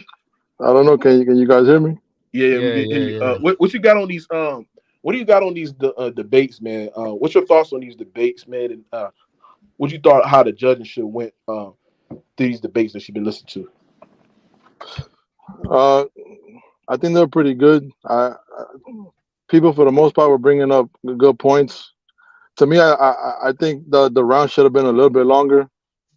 Maybe the rebuttal should have been. I mean, the monologue should have been 2 minutes. Maybe the rebuttal. Maybe if they would have asked for like an additional 1:30. Maybe if they go back and forth. Maybe if they go back and forth, would have been. Oh, they go Young Africa. Would have got to more points. You sent him the YouTube link? Oh, come on, Mookie. He said, drop the link. You sent me the YouTube link. Oh my God, my bad, bro. Oh my goodness. Hey, yeah, Africa, the link right there. My bad, bro. If I did, bro, my bad, bro. But man, we about to get into it, man. Young Africa versus Lord Rand. How you feel about this debate? Because you and Young Africa have this rivalry that y'all been going back and forth with each other, man, for over the last I would say 6 months, man, since the off season. What you got against him, man? I mean, I don't have anything personal against him. I just think we disagree as far as LeBron James. I mean, everything else we pretty much agree. A lot of times we agree with each other, but it's just the LeBron James thing. Yes, sir. Young Africa. Wagwan. Are you ready? Wagwan. Hey, shout out to the Roy. Hey, my mic clear? You hear me clear? What's up? Your mic is clear. Mic check. Hey, check, man, look, man. Check one, two. As usual, you know what I mean? We about to get it down, you know what I mean? I heard the last debate, man. I was here for the last one, and damn, Ken, I would be salty if I was Ken, bro. I would be salty, bro. You thought he won Africa? I thought Ken won that clear cut, bro. He won that, so that's tough, man. Yeah, body bag the first round, the second round he won it. It was close, but he won that. Should they go again though? Explanation of breaking the game down. That's tough. That's tough, Ken. Yeah, I thought Ken won it, but it is what it is, man. I think the chat. Yeah, Ox my guy, so shout out to Ox, man. I fuck Ox. But yeah, man, it's all time to business, man. Young Africa, are you ready? For sure, I'm ready. But you know, it's all Rand, bro. Hey, he walked to the second round. In case you don't know all the people in the world, Rand walked to the second round. You know, I got a body. You know what I mean? I packed somebody up in the first round. Rand walked to the second round, just like his homie Bill Russell in the '60s, getting a pass to the second round, and that's light work for Rand, man. So you ain't even ready. You ain't even prepared. You unproven, Rand. So you got to go first. It's on you, Rand. It's on you. First of all, nigga, you don't dictate nothing here. I literally picked the topics that you wanted. So stop crying. And this is the same. Hey, hello. And this is the same nigga spewing propaganda. Everybody's wondering why this nigga showed up like two seconds before Boogie was gonna pull the plug, and all of a sudden, oh no. Oh, I showed up. Like, shut up, bro. Showed up. All you do is talk, bro. All you do is talk, bro. And you get it, bro. That's what it is, I do is talk, bro. Nigga, you a buck, bro. You a buck 65, bro. You a buck 65. You get laid out. You get laid out. He will get laid out. It's soccer too. It's soccer too, bro. Break it It's down, soccer too, man bro. down. It's soccer too, man. It's soccer too, bro. Hey, I don't even play soccer. Rand Mike Y'all niggas want to throw haymakers. Yo, I don't even know. I don't even know. I don't even know what the first topic is, anyways. Oh man, come on, man. Listen, man. We gotta go and get into this debate, man. I'm ready for this shit. I'm hyped up for this shit right now, man. We're gonna talk, man. The first debate, ladies and gentlemen, boys and girls across the world. Who will win? Y'all hear me? Yeah. Who will win in a 7-game series between the 2017 Golden State Warriors and the 1996 Chicago Bulls? Lord Rand got the 1996 Chicago Bulls. Young Africa got the 2017 Golden State Warriors. I'm going to start with the A side. Lord Rand. Yo, you got to explain to the people. You have 2 minutes to explain why you think the 1996 Bulls will beat the 2017 Golden State Warriors. Your 2 minutes opening monologue starts right now. All right. Before I start, good luck, Young Africa. The 96 Bulls, again, probably the greatest team of all time. Number 1 in offense, number 1 in defense. They had the best player in the league, MVP Michael Jordan. Number 1 in scoring, first team All-NBA on defense and offense. They had Scottie Pippen, first team All-NBA on defense and offense. They had Dennis Rodman, the leader in rebounds that year, and also first team All-NBA. They were number 1 all time in net rating, which means per 100 possessions, they still have the greatest differential, even above that team that's supposedly a lot better on offense. And during that run, they played 2 60-win teams. They beat Magic. I mean, they beat the Magic 4-0, and then they beat the Sonics, who won 64 games. They were up 3-0, and then they beat them in 6. So they want to talk about the matchups. Yeah, Golden State can play fast, but they're not going to dictate the tempo. The Bulls were a smarter team. They were a better coach team. They had the better overall defense, and they had the better overall player. And the game is going to be played in a half-court set. And I think that the Bulls will execute better than the Golden State Warriors. The Golden State Warriors will have a couple games where they get hot, but it's a game of attrition. And I think the Bulls will get them in 6 to 7 games. Ray, you got 33 seconds left. Do you want to use it off, or that's it? No, that's good. All right, bet. That's the conclusion of Rand's argument, ladies and gentlemen. Now, Young Africa, this is not a counter round, so don't act like this is a counter round. This is your opening monologue explaining why you think the 2017 Golden State Warriors will beat the 1996 Chicago Bulls. Your 2 minutes start right now. Look. The 2017 Warriors, why they would beat the Jordan Bulls, is the greatest offensive team of all time. Rand want to talk about defensive players and first team OD. These team had 2 MVPs in their prime. 2 MVPs, 2 top 20 players, all time certified in Kevin Durant and Steph Curry in their prime. They also had Defensive Player of the Year, Draymond Green, on that team, and one of the best shooters of all time in Klay Thompson. Coming off the bench in their death lineup to close games, they had Iguodala, a Finals MVP, coming off the bench, bro. So let's look at it, because he want to talk about the greatness of the Bulls. I'm talking to you about how they're going to win, though, and they're going to win because they're going to be a matchup problem for the Bulls. They're going to Luke Longley can't play. The starting center for the Bulls in 96 can't play in this series. He's getting cooked in the pick and roll. No agility, no athleticism. The question is the Bulls going to have enough scoring, because the Warriors are scoring 115, 120 points per game, putting up all them threes. Jordan's going to score 40. Pippen going to give you 25. Kukoc might give you 15. That's about 80 points. Where the rest of the points going to come from, Rand? Because Steve Kerr is on the bench. He getting cooked in the pick and roll. He comes onto the court. Luke Longley cannot play, my nigga. So you got to go small, and you got to go Ron Harper, who ain't a scorer like that. So at the end of the day, this is what I got to tell you. If this was in different eras, I'll tell you how they win in both eras as well. In the modern era, the 3-ball is cooking them with the greatest shooters of all time. In the 90s, with the illegal defense and no zone, you are getting cooked on the Warriors because Steph Curry, Klay Thompson, KD coming off them screens clean and hitting wide open jumpers, bro. So it don't matter which era, it don't matter what time, these niggas got too much scoring and the Bulls cannot score enough to fuck with the KD Warriors, man. So let's cut the bullshit or the cap, bro. Time, my nigga. I call time on my own shit. Ooh. Hey. Lord Rand, you heard what Jan Afrika had to say for his opening monologue. Now it's my favorite part of the debate. I'm 17. The counters, right? So, Lord Rand, your 1 minute and 30 seconds for your counter round starts right now.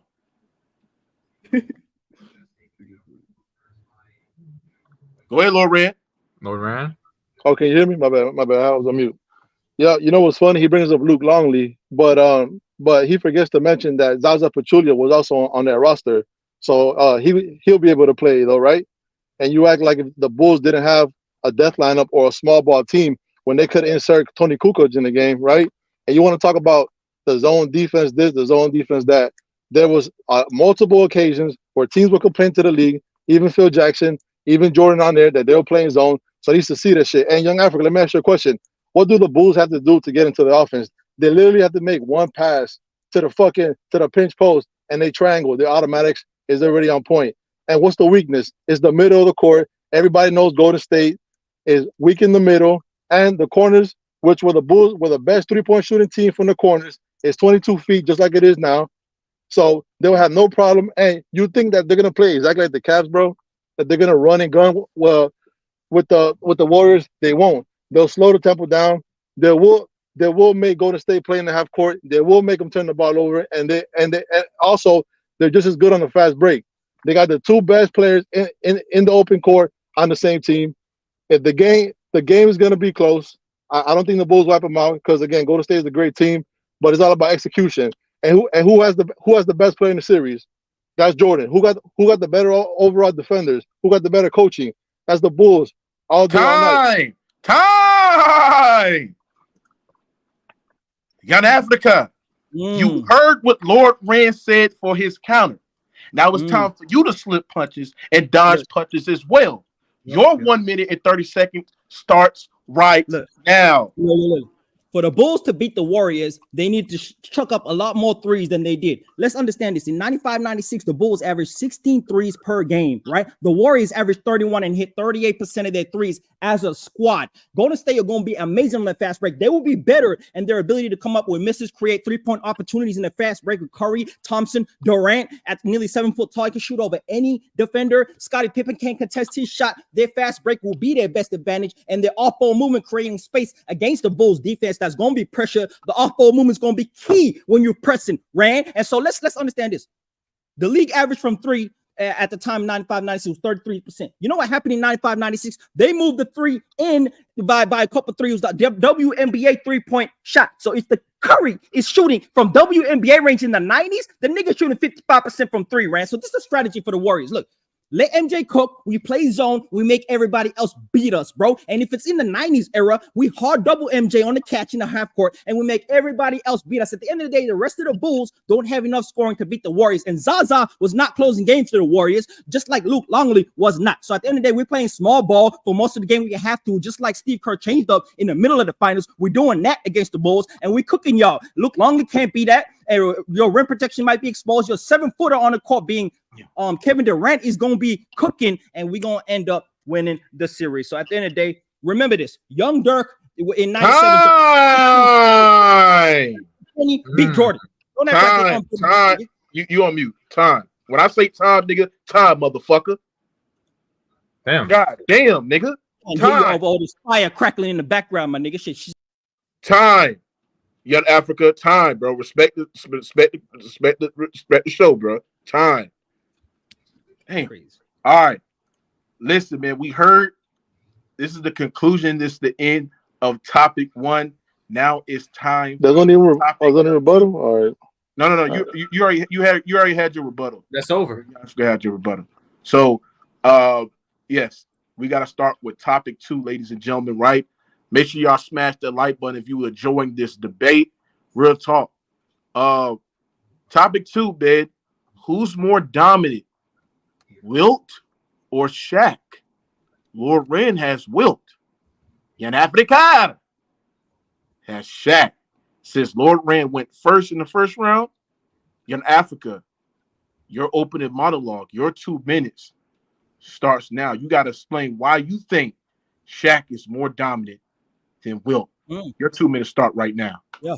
Shaq ain't just more dominant than Wilt. Shaq is the most dominant player of all time, right? And one of the biggest reasons why is at the highest of levels in the finals, he is the greatest finals performer of all time. During his 3P, right? At his peak, Shaq averaged 36 points, 15 rebounds, 3 blocks on 60% from the field, averaging 16 free throws per game, bro. What? During his prime, Shaq went, and while doing that, right, he went up against some of the best defenders of all time. He cooked everybody, bro, in his prime. Versus Hakeem Olajuwon, the greatest defender of all time. In his 3rd season, Shaq averaged 28 points, 12 rebounds, 6 assists, 2 blocks on 60% from the field against Hakeem Olajuwon. First, the Jordan Bulls in 95, one of the best defensive teams of all time that ran was just capping about, my nigga. He averaged 24 points, 13 rebounds, 2 blocks on 55% true shooting. Highly efficient, even when missing free throws, if you want to understand what true shooting is. And against the Dikembe Mutombo in the finals, the 76ers, all-time great defender, 4-time defensive player of the year, Dikembe Mutombo, who won the defensive player of the year that year. Shaq averaged 33, 16, and 5, 3 blocks, 57% true shooting percentage, was cooking niggas, bro. So at the end of the day, look, versus the Spurs in the conference finals in 01, versus Duncan, all-time great defender that Rand's about to cap about. He averaged 27 points, 13 rebounds, 55% from the true shooting percentage, and was cooking. And Ben Wallace in the finals too, we already know, 27, 11, 60. Look, in his prime, he went up against Mutombo, Duncan, Wallace, the greatest defenders all time, and cooked everybody, bro. And there is no play that could guard Shaq one-on-one, unguardable. And at the end of the day, do you think 6'9", 210 Bill Russell could lock up Shaq, who's 7 foot, 300 pounds, over 100 pounds more? Hell nah, unlike Wilt Chamberlain, nigga. Shit, what?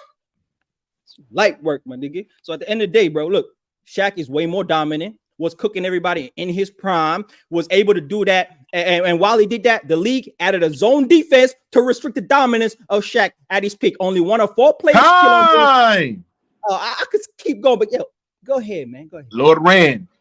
Wow. You have to explain to the Rated R community why you think Wilt Chamberlain is more dominant than Shaq. Your 2 minutes start right now.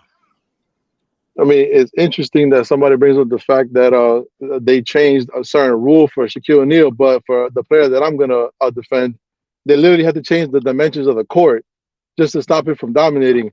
You want in Young Africa, he made pretty good points about him dominating certain series, but him in turn, he would even say that his finals opponents at his position were weak. Wilt Chamberlain from day one in the NBA was league MVP, first team All NBA. He led the league in scoring.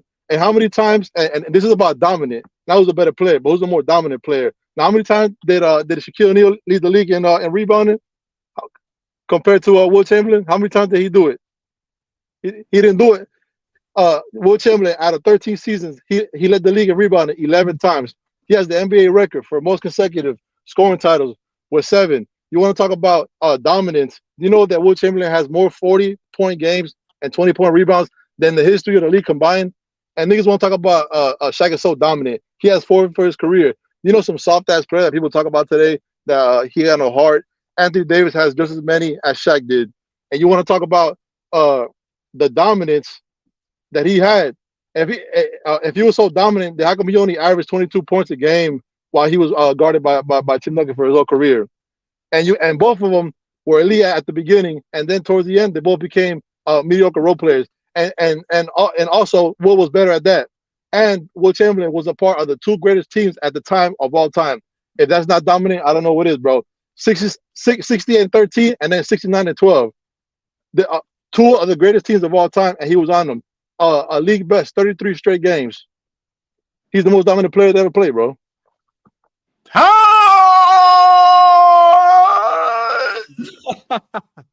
Yo, chill out, bro. Chill out. All right, Maz, you a sucker, bro. Shut your ass up in the chat, Maz, you bum ass nigga. Shut your ass up. Hey, I'm about to fry. I'm about to You're fry. the niggas. Africana. Let me You're know the when my time's Africana. up, man. Hold Let on. me know when my time's up. Hold on. You're Africana. Are you ready for your counter?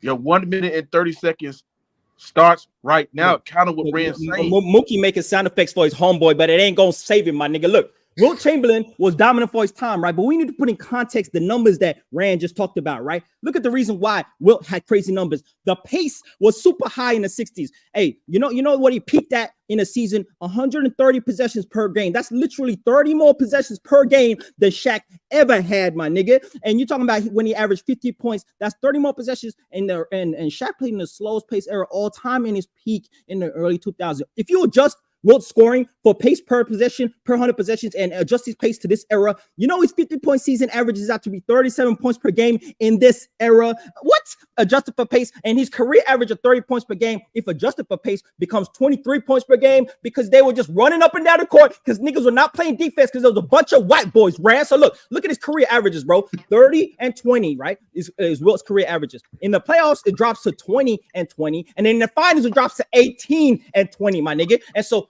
major drop-offs from the regular season to the playoffs. And if we did that and adjusted for pace, which I didn't do, that shit would be even lower. In Wilt's first ring, he averaged 17 points per game, and that was fifth on his own team. There was 4 other niggas who averaged more points than Wilt on the first ring, bro. And this nigga called him the most dominant, bro. Do you know what Shaq did at his peak in the finals, bro? This shows that Wilt, when he was at his peak, didn't have the same impact as Shaquille O'Neal. Even when he had Jerry West, Elgin Baylor, old-time great plays, he couldn't beat Bill Russell, where Shaq beat Duncan in his prime. He beat Mutombo in his prime.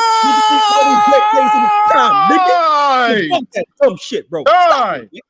Stop this shit, man. This is light work. Time. Lord Rand, you have the last counter, ladies and gentlemen, right? 1 minute, 30 seconds for the end of topic 2. Lord Rand, your 1 minute and 30 seconds starts right now. Counter what Young Africa is saying. Go ahead. Yeah. Again, it's more dominant. He wants to talk about that he only averaged 17 points, but he forgot to tell you that Wilt Chamberlain, to this day, is still the only center to ever lead the league in assists. So you want to talk about that? He was on that team, and when he went to the Lakers, again, the 72 Lakers, most dominant team up until that time. And you want to talk about who's a player of Kobe Bryant's caliber that Wilt Chamberlain played with? All right, this is about dominating the league. Hey, how many MVPs does Shaq have? He has 1. Nigga, how many times has he ever played? Has he ever played 82 games? 0, nigga, 0. You know that Wilt Chamberlain, again, how can you dominate if you're not on the court? Wilt Chamberlain plays on average about 9 more minutes than Shaquille O'Neal. So how the fuck can you dominate, nigga, if you're on the damn bench for almost a quarter, nigga, of your whole career? And this nigga was a journeyman towards the end. They didn't even want this nigga. He literally, when you see him on Basketball Reference, it's like a fucking rainbow with so many uniforms. How dominant this nigga was. Wilt Chamberlain led the league in more categories, and again, he hasn't played in 50 years, and he still has over 60 NBA records, bro. 60. And up until last season, it was over 50 years that nobody broke his PER record until Jokic did it this year. It took 50 years, bro. So if you want to talk about dominating, it's Wilt Chamberlain all day, bro. Man, you got 10 seconds to go. More categories, bro. More categories. He dominated more categories. It's not even close in the categories. Not even close. Time. Woo! Man, it's been a fire goddamn debate, ladies and gentlemen. Make sure you smash that goddamn like button. It's been a fire goddamn debate, man. Ladies and gentlemen, we're at the end of the last topic, ladies and gentlemen, right? Before we get to the main event, Mr. Ass-Man versus Queen J, right? But let's go with the last topic, ladies and gentlemen. Who's a better playoff performer? Tim Duncan or Kobe Bean Bryant? Ladies and gentlemen, boys and girls across the world. Now, I'm going to go over to Lord Rand. Lord Rand, you must explain to the Rated R community why you have Tim Duncan as a better playoff performer than Kobe Bean Bryant, ladies and gentlemen, right? Your 2 minutes starts right now.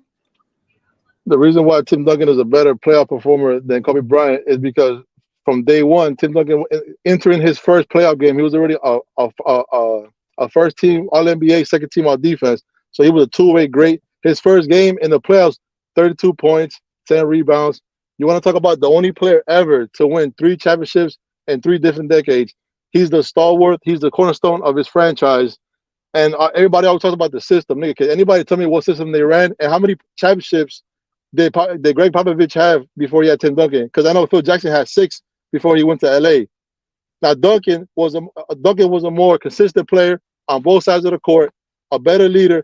He was the anchor of one of the greatest defensive dynasties in the history of the game. He got just as many chips as Kobe Bryant. He got more Finals MVPs. He was the best player on more championship winning teams. And if you want to talk about impact, Kobe Bryant, they literally won a game without him in the finals. And everybody says that if Tim Duncan wasn't taken off the court in 2013 to get that rebound that Chris Bosh got, he would have been 16 on the finals. And you want to talk about the people that he played with? He can win with anybody. He can win with a big. He can win with a guard. He can win with a small forward. It doesn't matter. And everybody, can you tell me when Tim Duncan missed the playoffs? Because I want to know, bro. I'll wait all day for that answer. Kobe Bryant is an all-time great, but he's not Tim Duncan, bro, in the playoffs. You got 30 seconds, Lord Rand. And also, he's second all-time. He's third all-time in Finals MVP with 3. He's tied with Magic Johnson. He has the most rebounds. The most double-doubles in NBA history in the playoffs. The most blocks, right? He's 6th in scoring. So that's all-around dominance. And he's number 2 all-time in blocks per game in the playoffs. So it's Tim Duncan all day. Time! Now it's time for Lord Young Africa. Young Africa, you must explain to Radar community why you think Kobe Bryant is a better playoff performer than Tim Duncan. Your 2 minutes start right now. You see, if you listen closely, chat, Rand talking about accolades and who won more, right? This conversation and debate is about who was a better playoff performer, bro. And he didn't bring up performances. He capped straight out the gate talking about he won. He was more consistent. Kobe is one of the greatest scorers all time. Kobe in his prime in the playoffs between 2000 and 2012 averaged 28 points, 6 rebounds, 5 assists on 55% true shooting percentage, right? He was consistently 4% above league average true shooting in the playoffs, right? Understand this. Tim Duncan in his prime averaged 22 points, 11 rebounds, 2 blocks on 55% true shooting percentage. I repeat, Kobe averaged 55% true shooting percentage, the same as Duncan. And we understand who played tougher defenses, who had more defensive attention, and who took more difficult shots from the perimeter. To understand that Kobe, with all the heat the defense he took, he had a just as good of a true shooting percentages as Tim Duncan, a big that plays majority out of the post, is amazing, bro. Just to give you context, right? When Kobe and Duncan faced each other in the playoffs, something that Rand don't want to talk about when you talk about it because he averaged more points than him. He wasn't more consistent on offense, you lied. And then Kobe and Duncan met 6 times in the playoffs. Kobe won four times. And it's not that he just won 4 times. He outplayed the nigga 4 times as well. In 01, 22-year-old Kobe pulls up to the number 1 defense in the NBA, the San Antonio Spurs. And in game 1 of the series, drops 45 points. For the series, he averaged 33, 7-7, and was leading the team in scoring, right? Duncan gives you 23-12, and he's only 53% true shooting. Kobe, 57. Hey, 02, same story. He outplays Duncan, 26 points on higher 49% from the true shooting. Duncan gives you 29-17 on 42% from the field. Non-efficient, loses 4-1. Duncan, Kobe beats him out 2 more times and outplays him with some of the best perimeter defenders like Bruce Bowen on that team. So understand this, bro. When you talk about the context of who's a better playoff performer, you have to contextualize what they went up against, which I'm about to cook on. And you have to understand that Kobe, in time, one of the best scorers, time. Offense. Time. Go ahead. Lord Rand, you heard what Young Africa said, man. Now it's time to counter his talking points. Your 1 minute and 30 seconds start right now. Counter what Young Africa is saying. Yeah. Again, propaganda that all that I said, it deals with the performance because those are the outcomes of the performance. And you want to talk about he's a better overall guy. They love to bring up that Kobe Bryant had all these points in the early 2000s, but they forget to bring that he had the arguably the second, the third, or the first best player in the league, or certainly the most dominant player in the league, and Shaquille O'Neal. You know what's funny? Who did Tim Duncan have in 03 when they went up against that juggernaut, 3-time defending champion, LA Lakers? He didn't have a Kobe Bryant, and he didn't have a Shaq on his team, and he smoked them niggas. Kobe Bryant has never at any point in his career had a playoff run like the 03 Spurs. And you tell me the lows of Kobe Bryant, and comparing to the lows of Tim Duncan. You tell me, young Africa, when has Tim Duncan caused his team an NBA championship? Because the 04 Pistons, that's all him, stated by Kobe Bryant, right? Who's the one that blew a 3-1 lead? Wasn't that Kobe Bryant? All right, and who gets accused of quitting in that Game 7? Has Tim Duncan ever been accused of quitting in a final series? No, I don't think so, bro. And again, I can't stress this enough. Everybody always brings up the fact that he wasn't on the court for that last possession against the Heat, and that was the biggest reason why they lost that series, which is hearsay. But that's the biggest what if that everybody talks about. It doesn't talk about that he played poorly. And again, when the fuck has again in the finals, in the biggest stage of them all, go look at Duncan. He averages a double-double in every finals. That's consistent on offense and defense. And when has Kobe ever had a performance that Tim Duncan had in the 03 finals? Never. And it shows our game. Almost, nigga. Time. Lord, young Africa, this is your last count round of the matchup, man. This is the end, man. Make it good, man. You're 1 minute and 30 seconds start right before now. I go, Mookie, hey, GG's rant. You're a real nigga, man. I like how you're testing the nigga, but I'm frying you right now. But go ahead, Mookie. Let me know when my time's on, my nigga. Let me know when the time's on. It's a good debate. Your time starts right now. Look, hey, Rand asked one question, right? When has Duncan ever lost a finals, right? And you could be blamed. He missed the layup in Game 7, 2013 versus Miami, clutch layup, and they lose that finals, bro. So don't ask me when. We already know when, right? So let's understand. It wasn't because of that. Wait, hold up. Hey, nigga gonna really cut me off, my nigga Mookie. You gonna let start my time. No, hold the fuck. Hey, is this nigga really gonna talk for my right? Hey, start my time again, Mookie. Start my time again from the top. From the top, I stay frying this nigga. Got niggas emotional. That nigga just lost, bro. Hey, hold up. Start my time again. Go ahead. Start my time again. Nigga trying to kill my flow. I'm in a fast break, about to do a windmill. My nigga trying to stop. Go ahead. Start right now. Yeah, hold up. From the top, Duncan, right? Hey, Kobe, when he talks about the finals performances, understand this, right? Because I went through the history books, right? 6 out of 7 finals that Kobe went up against P5. Here it is. 6 out of 7 finals that Kobe was in. He faced top 5 defenses in the NBA 6 out of 7 times, bro. And understand this. Boston Celtics were the number 1 defense. The New Jersey Nets were the number 1 defense. The Detroit Pistons were the number 2 defense. The Boston Celtics were the number 5 defense, bro. He faced top 5 defenses 6 out of 7 times. Now let's understand what they went up against, because Duncan versus top 10 defenses or top 5 defenses in his career. P5, you know how many times Duncan faced top 5 defenses in his career in the playoffs? 5 times in his whole career, he went up against top 5 defenses, bro. You know how many times Kobe went up against top 5 defenses in his career? When you talk about efficiency, he went up against top 5 defenses 14 times in the playoffs, and they both have very comparable numbers. Kobe actually has less series in play. Understand this. In their careers, bro, when you talk about the defensive ability of the teams that he went up against, some of the greatest defensive teams of all time. And then let's make it bigger, though.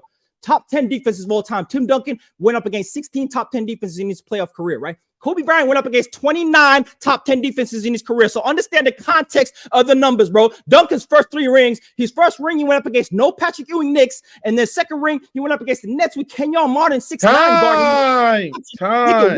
What are we talking about, man? I this man. I can keep going for days, bro. Let it go, man. This is the end. Right here, this is the conclusion of this debate, man. Round up is over. Your Africa, that was your time. I reset it, and that was your time. This is the end. It's the conclusion of this tournament. This is the debate. This was a good debate. This was very, very close. This is right now. This is the best debate right now so far we have in round 2, man. Very, very close. But the judges got to get in their bag on who won this one. I'm gonna start with Tyree Love. Tyree, who do you have winning this debate? Tyree. You muted, bro? You here? Tyree, you there? Hey, Tyree. I don't know if you here. Hold on. Okay. Let me go with P5. P5, who you had winning this debate? I had Africa 3-0. I mean, I think some of the rounds were close. I don't think I'll just go with the first one. I like how Africa was able to give me points on and how the Warriors would win in both eras. Broke down both rule sets. Broke down how they'd be able to win in both eras. I like that. That's something the Lord Rand didn't do. I wrote it down on my notes here. I did, but okay. No, you didn't. In the second round, I said they control the pace, but okay. You didn't. In the second round, I didn't say. Hold on, wait. I didn't say. They control the pace. You gotta let him go. Let him go. Rand, I voted for Africa. All right. In the second round, I like some of the stuff that Rand brought up. He brought up the numbers. Brought up how he had the 40 and 20 games ever. Had the records. I like how he brought up how Shaq never led the league in the rebounds. And I didn't say that. He brought up the scoring titles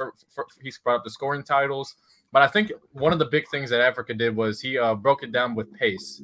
And he said that Wilt was in the fastest pace era of all time. I like that he brought that up. And he said that Shaq was in the slowest pace of all time. He adjusted for the numbers. This round was close. I'll give it, but I had to give it to Africa because he was actually able to contextualize the numbers for Wilt Chamberlain. And he also brought up how Shaq played the much tougher defenses, which I think that was also a killer.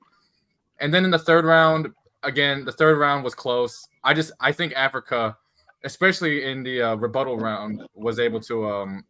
I think Africa in the rebuttal round, especially, was able to just kind of break down your logic for Tim Duncan winning the 3 chips in the 3 decades. He brought up the head-to-head matchup. He brought up the numbers.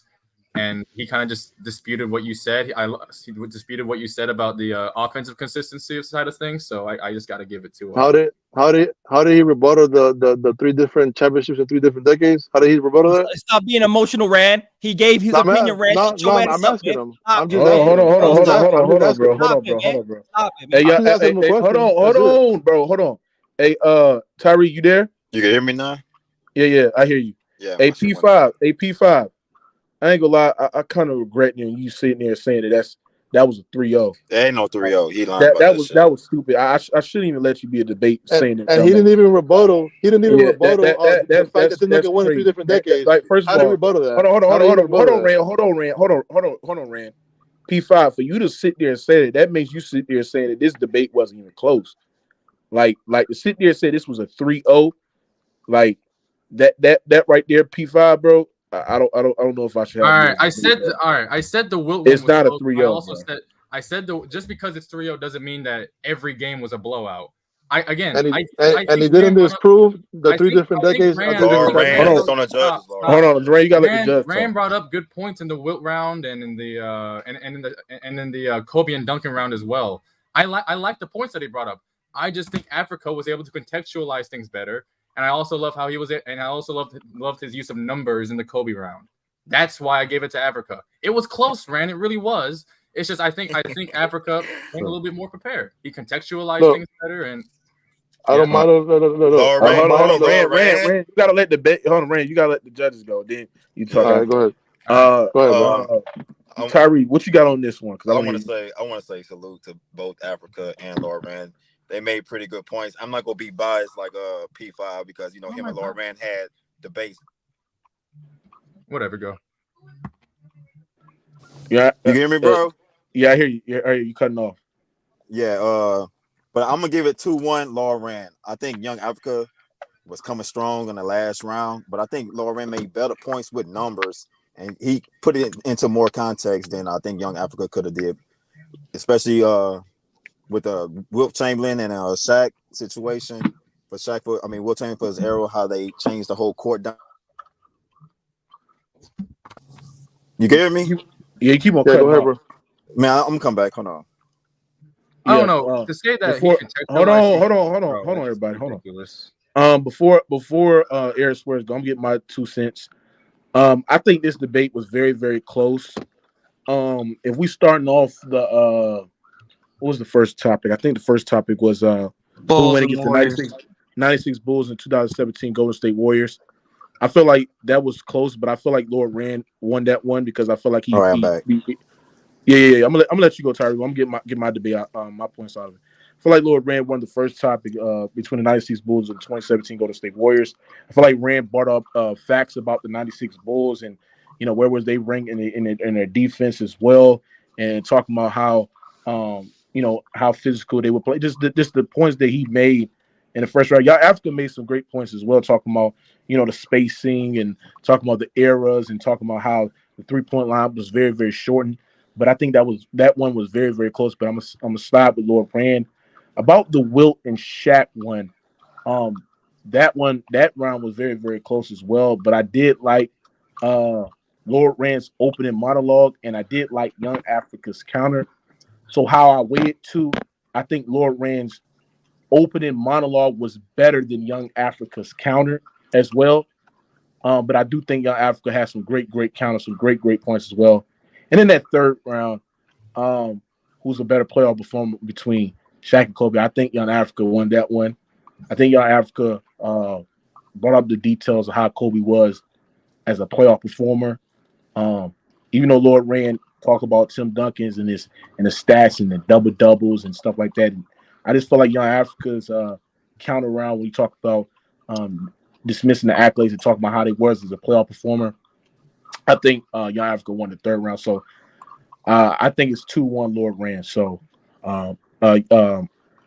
Kyrie, you continue to finish. Yeah, I got 2-1 Lord Rand as well. I thought Young Africa came in with some heat too, especially with the rebuttals that he had to Lord Rand points. I think Young Africa is one of the greatest counter punchers in boxing, as we will say, where somebody throw a punch and he throw a punch after they throw it. And Young Africa is a great counter puncher in debates. But I thought Lord Rand brought more numbers and context to the situation when it came to the Shaq and Wilt Chamberlain situation and the Jordan Bulls and the Golden State debate. But it was really close, man. It don't matter who you got, bro. I thought this was one of the closest debates. I think this probably maybe the finest debates I heard in a while. And salute to both of them. Yeah. Air Swears, what you got on this?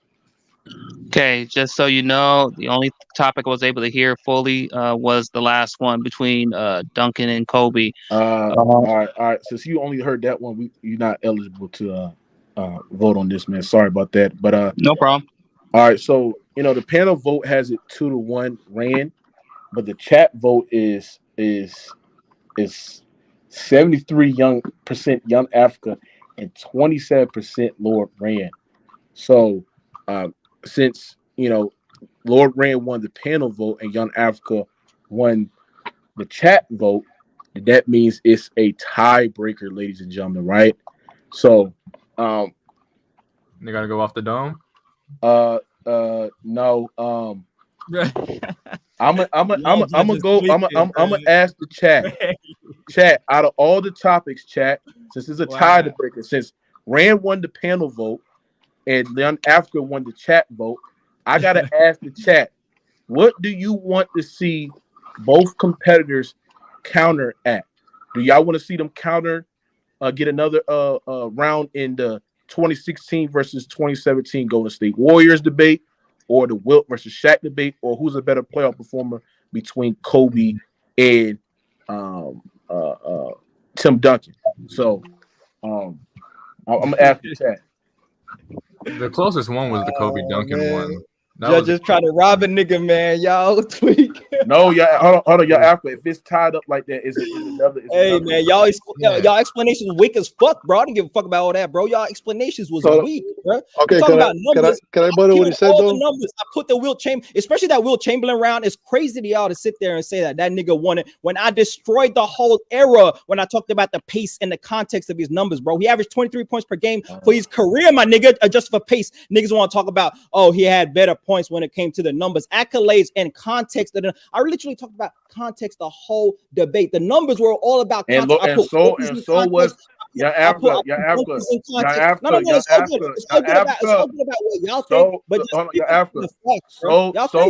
So was Lord Rand. You can't argue. He wasn't, bro. He was talking about this. Hold on, Young Africa. Young Africa, look. Hey, that's cool that you won the. Hey, that's cool that you won the poll. But you gotta do it. Look, you gotta do. The people talking.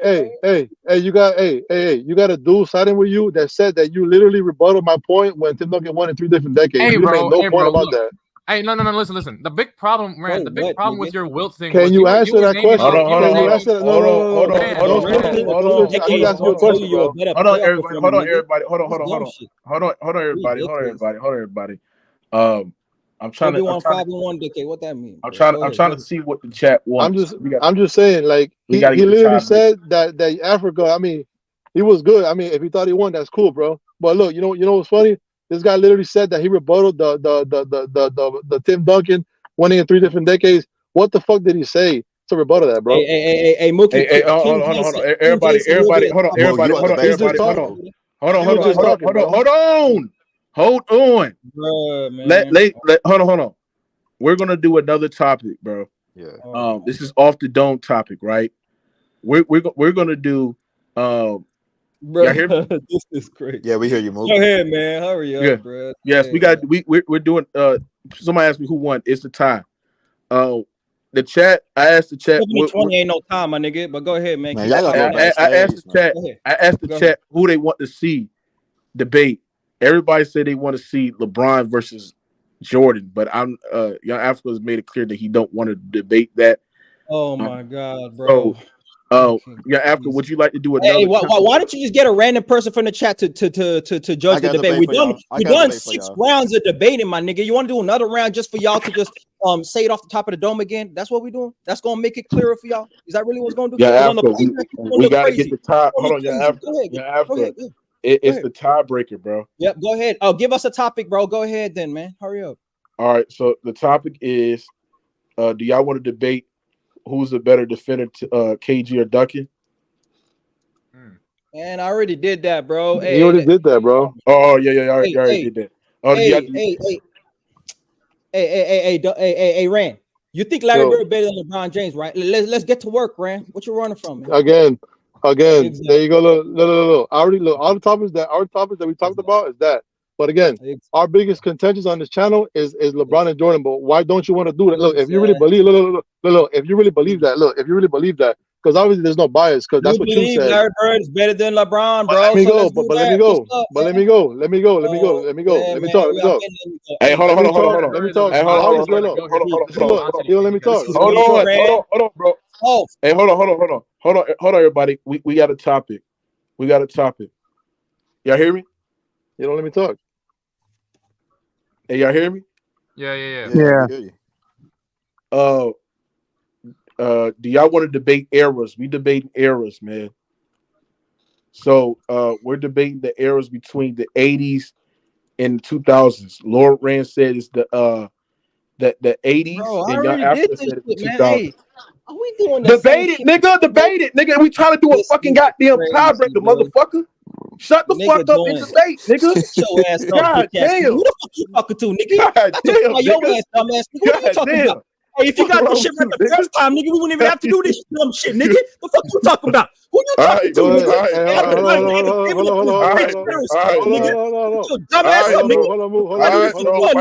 Pipe down, bro. Pipe down, y'all. I do this shit for fun, nigga. Shut your ass up. Talking to niggas like that. Pipe down. Nigga. Yeah, you better check yourself. Africa, you cool. Hold on, Lord Red. We're doing eras. Talking wild at me, nigga. We're doing. Hold on, bro. Let's do Larry Bird, LeBron James. Butter in the mouth, ass nigga. Shut your dumb ass up. Let's go next. So he can stop crying. Go ahead, Larry Bird versus LeBron James. Yeah, go ahead. All right. So what do y'all debate? Y'all debating who's a better player? Exactly. Who's the greater player? Go ahead. Okay. So we doing Larry Bird versus LeBron James. This is the tiebreaker round, ladies and gentlemen. Right. So since Young Africa won the chat vote, I'm gonna let Young Africa go first. Young Africa, you think LeBron? That makes no sense. But go ahead, you dumbass nigga. This is the dumbest shit I've ever heard. That makes no sense. Since I won the chat vote, let the nigga go first. Hold on. Hey, no, let me do that. Just to know that the odds are against me, nigga. I don't give a fuck. I be living that life. So let me tell niggas how LeBron. Let me tell niggas how LeBron is way greater than Larry Bird. bum ass nigga. Hey Mookie, did you know that LeBron James has the most points in NBA history? Do you know that he's all time in career averages in points per game at 27.5? Do you know that he has the fourth most assists in league history, nigga? He just passed up Steve Nash, a all-time scoring leader in the playoffs, my nigga. Number 2 in postseason assists, my nigga. Do you know that he's number 1 all-time in value over replacement? Number 2 in 3 points made in the playoffs. Number 3 all-time in offensive efficiency, my nigga. Only playing NBA history for 38,000 points, 10,000 rebounds, 10,000 assists, nigga. Do you know that he's one of the greatest offensive players of all time? His passing ability greater than Larry Bird. His court vision greater than Larry Bird. His scoring ability greater than Larry Bird. His post-up ability greater than Larry Bird. His off-ball movement and slashing ability greater than Larry Bird. His finishing at the rim greater than Larry Bird. His ability to play off positions greater than Larry Bird, my nigga. All that shit. And he was a guy that was a ball-dominant player that carried some of the greatest offenses when you talk about individual game, carrying an offense of all time, bro. So when you talk about LeBron James, understand that all-round two-way ability. Did I forget to mention P5, the defensive side of the ball? Arguably one of the greatest defenders, perimeter defenders of all time at his peak, my nigga, in the Miami Heat jersey. This all off the top of the dome, dumbass nigga Mookie. And next time I come up in here, you better put some respect on the name. And so understand this, when you talk about LeBron James' legacy, more MVPs, more All-NBAs, more All-Star appearances, more championships, my nigga, he is all round way greater than Larry Bird. And if you want to just talk about game and skill and individual play, he's also better than Larry Bird. The only thing that Larry Bird does better at 6'10" in the 80s is rebound, and that's it, my nigga. And that ain't gonna be good enough to beat a nigga like LeBron. Hey, nigga, that's off the top. This nigga up. Lord Rand, explain why Larry Bird is better than LeBron James. Go ahead, Lord. Is a greater player? Is a greater player, yeah, greater player. All right. If you have two guys who play the same position, but one guy has to be the focal point of the offense, and he approximates what the other guy does, and the other guy is the only player in the history of the game to average at least 20 points, 10 rebounds, and 5 assists. You want to talk about all around what LeBron James can do without the basketball, right? Larry Bird, 6-1 in Game 7s. Larry Bird is the only player in the history of the game, for a 6-year span to finish either runner-up or number 1 and MVP. Every year in the 1980s, every year except the year that he got hurt, he finished top 5 in MVP. You want to talk about a floor raiser, impact. The team that he went to won 29 games. He automatically goes to the team. They win 61. Go look at the roster. The same roster. This is his second season in the league. He won the championship. You want to talk about impact? LeBron James, his first time in the finals. He didn't even face a team that had a winning record until the conference finals, and then he got his ass kicked. His first two NBA finals, niggas averaging 19 points a game. But you want to talk about that? The majority, he played in the weakest conference in the history of the game. While Larry Bird lost 4 MVPs in the 80s, he lost 2 to Moses Malone, a top 20 player of all time, Michael Jordan the GOAT, and Dr. J, another borderline top 20 player of all time. You want to talk about his peak? Again, Larry Bird, his peak, 28, 10-6, 50, 40, 90. You tell me when LeBron did that. LeBron James, how many times has he shot under 40% in the finals? Bigger, stronger, faster. And even then, look at all the help. He literally went to a team with the second best player in his own conference. And he said he was going to 7 finals, and he only won 2 in a 4-year span. He went to 8 finals, again, in the weakest conference ever. The majority of the all-NBA players, about 70% of the players won the Western Conference. And let's say he goes to the Western Conference Finals. I mean, he goes to the Western Conference. He gets put out in the first round, misses the playoffs twice, and wins 1 ring. So all this dominance that you talk about, Larry Bird from day one, the fucking Celtics, they never won less than 57 games and they averaged 61. That's a floor raiser right there, bro. He don't need the basketball. He's a better passer. He's a better rebounder. He's better in the clutch. He's more money. He has better IQ. If LeBron is so good at IQ, how come he don't change his game to facilitate his team? Has to go the other way around. Larry Bird all day, bro. You got Africana. Since we got to get to the main event, your counter round is only 1 minute. The same goes for Lord Rand. Your counter round is right now. Counter up the shit that Lord Rand was saying. Your 1 minute start. Look. Hey, P5. Hey, do you think that LeBron James, right, could be on a team in the finals and average 15 points per game, not win finals MVP, and still win the finals?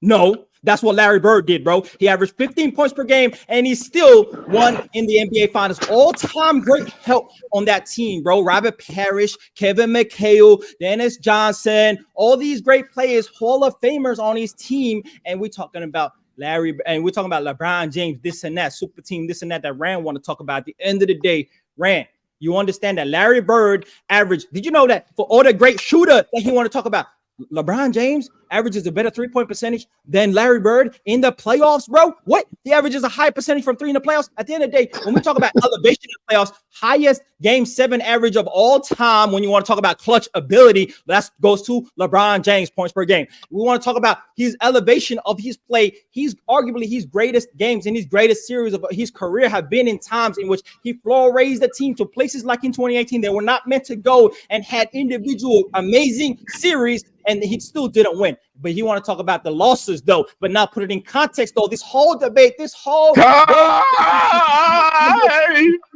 no context, my nigga. Yeah, no. Lord Red. This is the last one, man. We gotta move on to the main event. Your 1 minute starts right now. Counter what Young Africa is saying right quick. Yeah, you know what's hilarious? Kevin McHale was a rookie. Robert Parrish was traded. It was his 3rd season. Again, Larry Bird was a 2nd-year player. And you want to talk about the competition, nigga. Like, you tell me the teams that Larry Bird was 3-2 in the finals. You know who he lost to, nigga, in the finals? The greatest player at the time and the greatest point guard of all time. He was 3-2. He went up against a back-to-back champion in the playoffs, Isaiah Thomas, and in the Detroit Pistons. He lost to probably the single season greatest team of the decade, the 83 Sixers. So you want to talk about like the competition, my nigga. Larry Bird, he don't when shit gets tough, he don't quit and then revamp his fucking roster.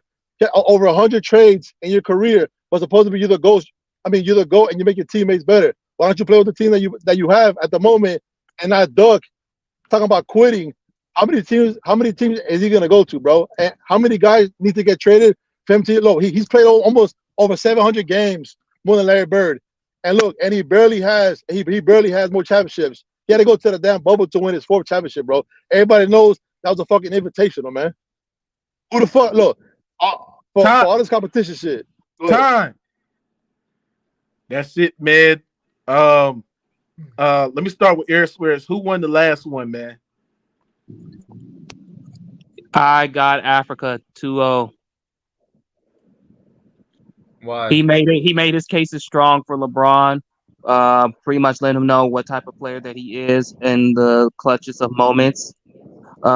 Pretty much let him know that he is a better controller of the game, scores more, and when it came down to game 7s, he shows out.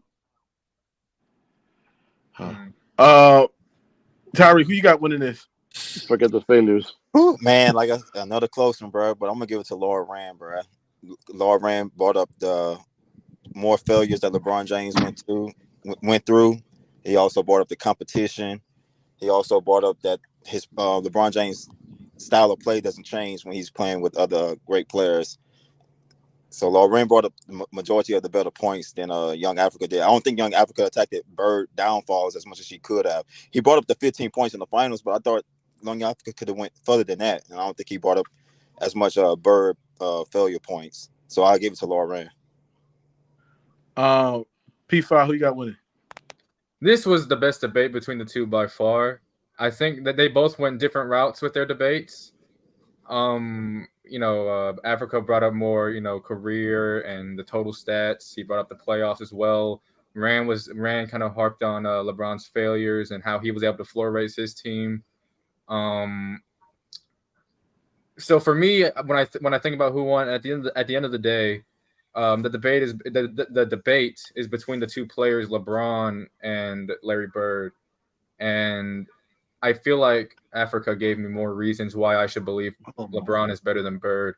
If the only things Rand is going to give me is IQ and stuff like that, then I just feel like he doesn't really have much to say to compare the two players. So I gotta go with Africa. What the Then fuck? that's all I said. That's all I said. Damn, that's all I said. I didn't say Bro, that's all that's you not said. the only thing he said. I did not say that's all you said. What the I didn't fuck? say that's all you said. I did not say. Hey, You just why sat y'all here and said question- that's the hold only on. thing he Why said. y'all question That's not the P5 but only you don't thing- question no, no. Tyree? Like, hey, the bias is Y'all crazy right now. niggas is Mookie. stupid, You bro. exposing yourself, Mookie. What's up with you, man? No. Like, why you don't question Tyree? What's up, man? What's up with you? What's up with you? What's up with you? Hold on, bro. P5 is lying. When you sit there and say that the only points that Lord Rand sat there and said was just IQ, that's a fucking lie. Because he said much more things than fucking IQ. That's why And P5, I said bro. much more things than the shit that you talked about, nigga. And we can analyze all the shit that older niggas said. Why you Can you shut the fuck up, bitch? Stop over talking me, bro. You've been doing this shit the whole fucking time, bro. God damn. P5 sat there and said the only thing Lord Rand sat there and said was just IQ. No, he didn't. He said much more things. He said Larry Bird can play the Florida offense better. He has a better post game, right? He said all the other shit, bro. Though. He also said I had more points to prove that LeBron was better, but you can be Okay. emotional about it, nigga. You can talk about that shit, though. You can be emotional about it, nigga. That's all. No. I'm okay with the facts. Niggas out here. That's what I'm doing. I'm okay. I'm okay. Hold on, bro. I done body bagged this man 3 times and Mookie Hold on, bro. Boy, man. I cooked your boy. Hey, you gotta go in the backstage, bro. You keep over talking me, bro. I don't like that shit, bro. Now, about the debate, bro. I feel like Lord Rand's counter rounds and his opening monologue was good. Young Africa made a strong opening monologue, talk about LeBron James' longevity, but then Lord Rand talk about how Larry Bird won, all the other stuff, right? And then when Lord Rand had his opening monologue, Young Africa, I did not like Young Africa counters because he did not, like Kyrie said, properly address the failures that LeBron James had. You know what I'm saying? It was a good one. It was close, but I had Lord Rand winning this one. But when I have judges, and I'm bringing judges in here to be non-biased, and it's clear that a judge that you've been saying his name all the time during the debate. You've been saying his name, P5, and then this nigga P5 go to his opening monologue and sit there and say that the only thing Lord Rand said was just IQ. That's when I know this shit is kind of fishy, bro. But like I sat there and said, the panel, hold on. P5, Eric Swear said Lord Rand won it. Me and Young Africa said, oh no, P5 and P5 and Eric Swear said Lord Rand won it. Me and Tyree said, no, P5, damn true. P5. No, I said Young Africa. Yeah, no. P5 and Eric Swear said Young Africa won it, and me and Tyree said so. But since we are delayed in the main event, Young Africa won the chat vote 35-65. So Young Africa is going to the conference finals. He did beat Lord Rand. So, like I said, Young Africa, your final thoughts, because we're delaying the main event. Hey, what's man, your final thoughts? Niggas tried to rob me. Niggas tried to take it from me, and I still end up victorious. That's what my life is, bro. You know, standing up to the niggas that want to take shit from your name and don't put respect on it. It's all good though, because y'all can't stop a nigga like me, man. That's what it is though. So Mookie, don't be that emotional. Boy, you got packed up. I done packed him up 3 times in a row. You didn't 3 pack rounds in a row. Bro, the chat is biased, man. The chat is biased. It's all good. Shout out to But the congratulations, chat. though. Hold on, you have correct. You're Africa. Congratulations. Hold on. And this nigga want to talk about one nigga on the panel.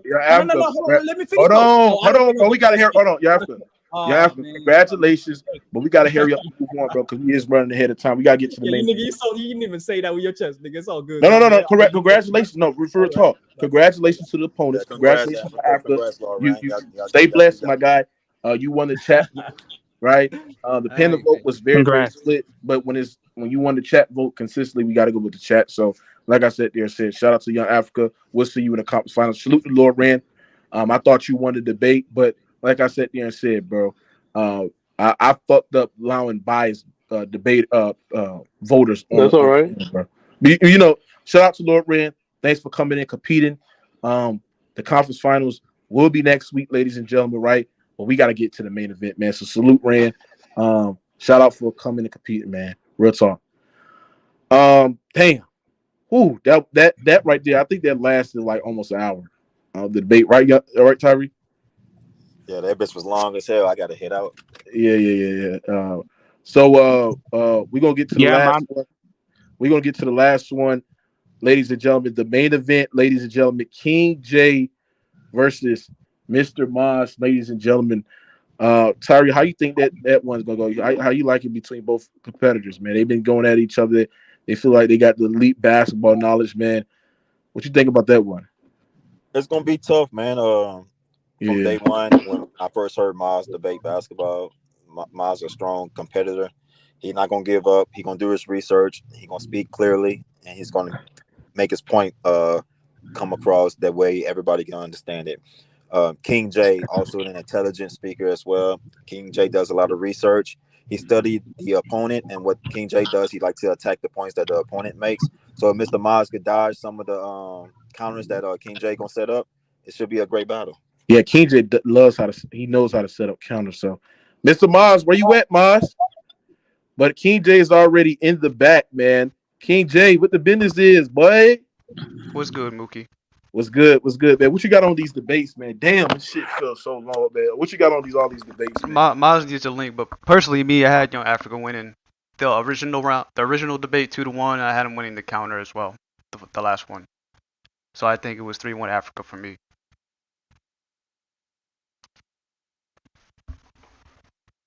Can y'all hear me? Yeah, we can hear you. Yeah. I'm sending Maz the link right now. So you had Young Africa winning. Yeah, I had him 2-1 originally, then I had him winning the last one. Wow, so you had him 3-1? Yeah. Wow. I had him winning the Wilt to Shaq debate. I had him winning the Kobe and Duncan. I had him winning the LeBron and Bird. Damn. Wow. Whoo. Wow. Hey Maz, I text you the link, Maz. He said he got to go soon. He got dinner or some shit. So. Hold on.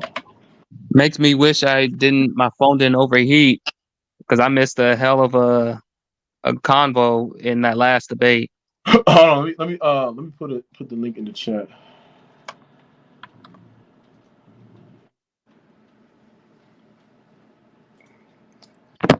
Oh yeah. I've seen Maz. Hold on. KJ, do you think Ken got robbed? It's tough because Ken started out really strong.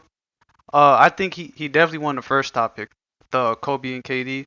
Then he was killing Ox. The second topic with Jamal Murray and Jaylen Brown. Well, I think Ox had a really good counter. I think Ken fucked up on his counter because I think Ken had a really strong opening statement for Jamal Murray, bringing up how he's a better shooter, his playmaking, and bringing up Jaylen Brown's weaknesses. But I think on the counter, he started talking about Max Strus, and he really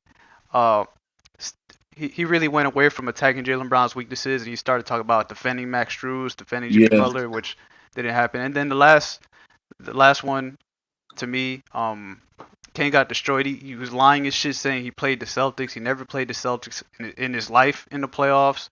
That Paul George better from all three levels, which we know is not true. And I think Ox won that last topic. Ken won the first topic. I think the second one, originally when I was watching it, I had Ox. But now that I think about it, I was like, his argument for Jamal Murray was a little stronger than the one for Jaylen Brown. So I Ken slightly coming out 2-1. Yeah, I agree. I had Ken win 2-1. But like I said, bro, I think we have been experienced chat biasness. So, it just that's the one thing I don't like about doing these tournaments, because the chat can be biased to other people. You know what I'm saying? It's not just strictly off of panel vote. I think Lauren could have did. I think he really could have did a better job bringing up LeBron's career lows, like the finals. He did briefly, but he really talked about Bird too much. I think if he really talked about how LeBron's lows in his career, he probably would have came out. Yeah, man. Mr. Maz. What's up, man? You pushing it, man, dude. I'm like, you got me Fucking my bad, bro. That's what it is, nigga. You the main event. You're the main event, Maz. What up, The main KJ? event. We saved the best for last. You heard me? I thought Loran won. Me too. Yeah. I thought Africa's energy is listen. Africa is a great debater. His energy can be a little deceiving, but if you listen to what Lord Rand says, he actually spews your point. They're great, both debaters. I'm not gonna lie, but it was close. But I'm gonna give it to Lord Rand, and the chat had it. I think and Young Africa's fire. energy Come on, bro. Young Africa energy is what blind people. But if you actually look at the basketball talk, you will see who won. Yeah, But and like PS5's judging, bro, is questionable. It's terrible. But it's cool. Yeah, it's very. Come on, bro. We about to debate, Miles. You already. Come on. Here we go, man. Are y'all ready? Bro. Hold on. Are you ready for the main event? It's time. Mr. Bonds versus King J. Ladies and gentlemen, boys and girls across the world, right? Big rivalry over here, but man, this is the last matchup to see who's going to go to the conference finals, ladies and gentlemen. The first topic to the stage: who's the better scorer, Carmelo Anthony or Kawhi Leonard? Ladies and gentlemen, you have 2 minutes for your opening monologue, and then you have 1 minute and 30 seconds for the counter. Mr. Maz, you think Carmelo Anthony is a better scorer than Kawhi Leonard? Your 2 minutes start right now. Okay, well, Carmelo has 1 scoring title. He has 9 straight years finishing in the top 10 in scoring from 05-06 to 12-13 season. Kawhi has 0 scoring titles. Kawhi only has 7 games total with 40-plus points. Melo has 36 games with 40-plus points, 4 games with 50-plus points, and he also has a 60-point game sprinkled inside there. Career points per game, Carmelo's at 22.5, Kawhi is at 19.6. The ultimate ether is this right here. Melo has 28,289 career points. Kawhi only has 12,324. Melo's best season, he averaged 28.9. Kawhi's best individual season, he gave you 27.1. Career in the playoffs, Melo is at 23.1 points per game.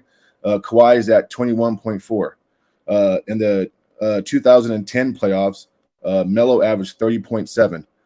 Carmelo is just a better scorer of the basketball. I mean, this debate isn't about who's a better winner. We're talking strictly putting the ball in the basket. Carmelo has more tools in his toolbox. He can shoot the long ball. He has an elite mid-range game. He can post up with physicality and get to the rim.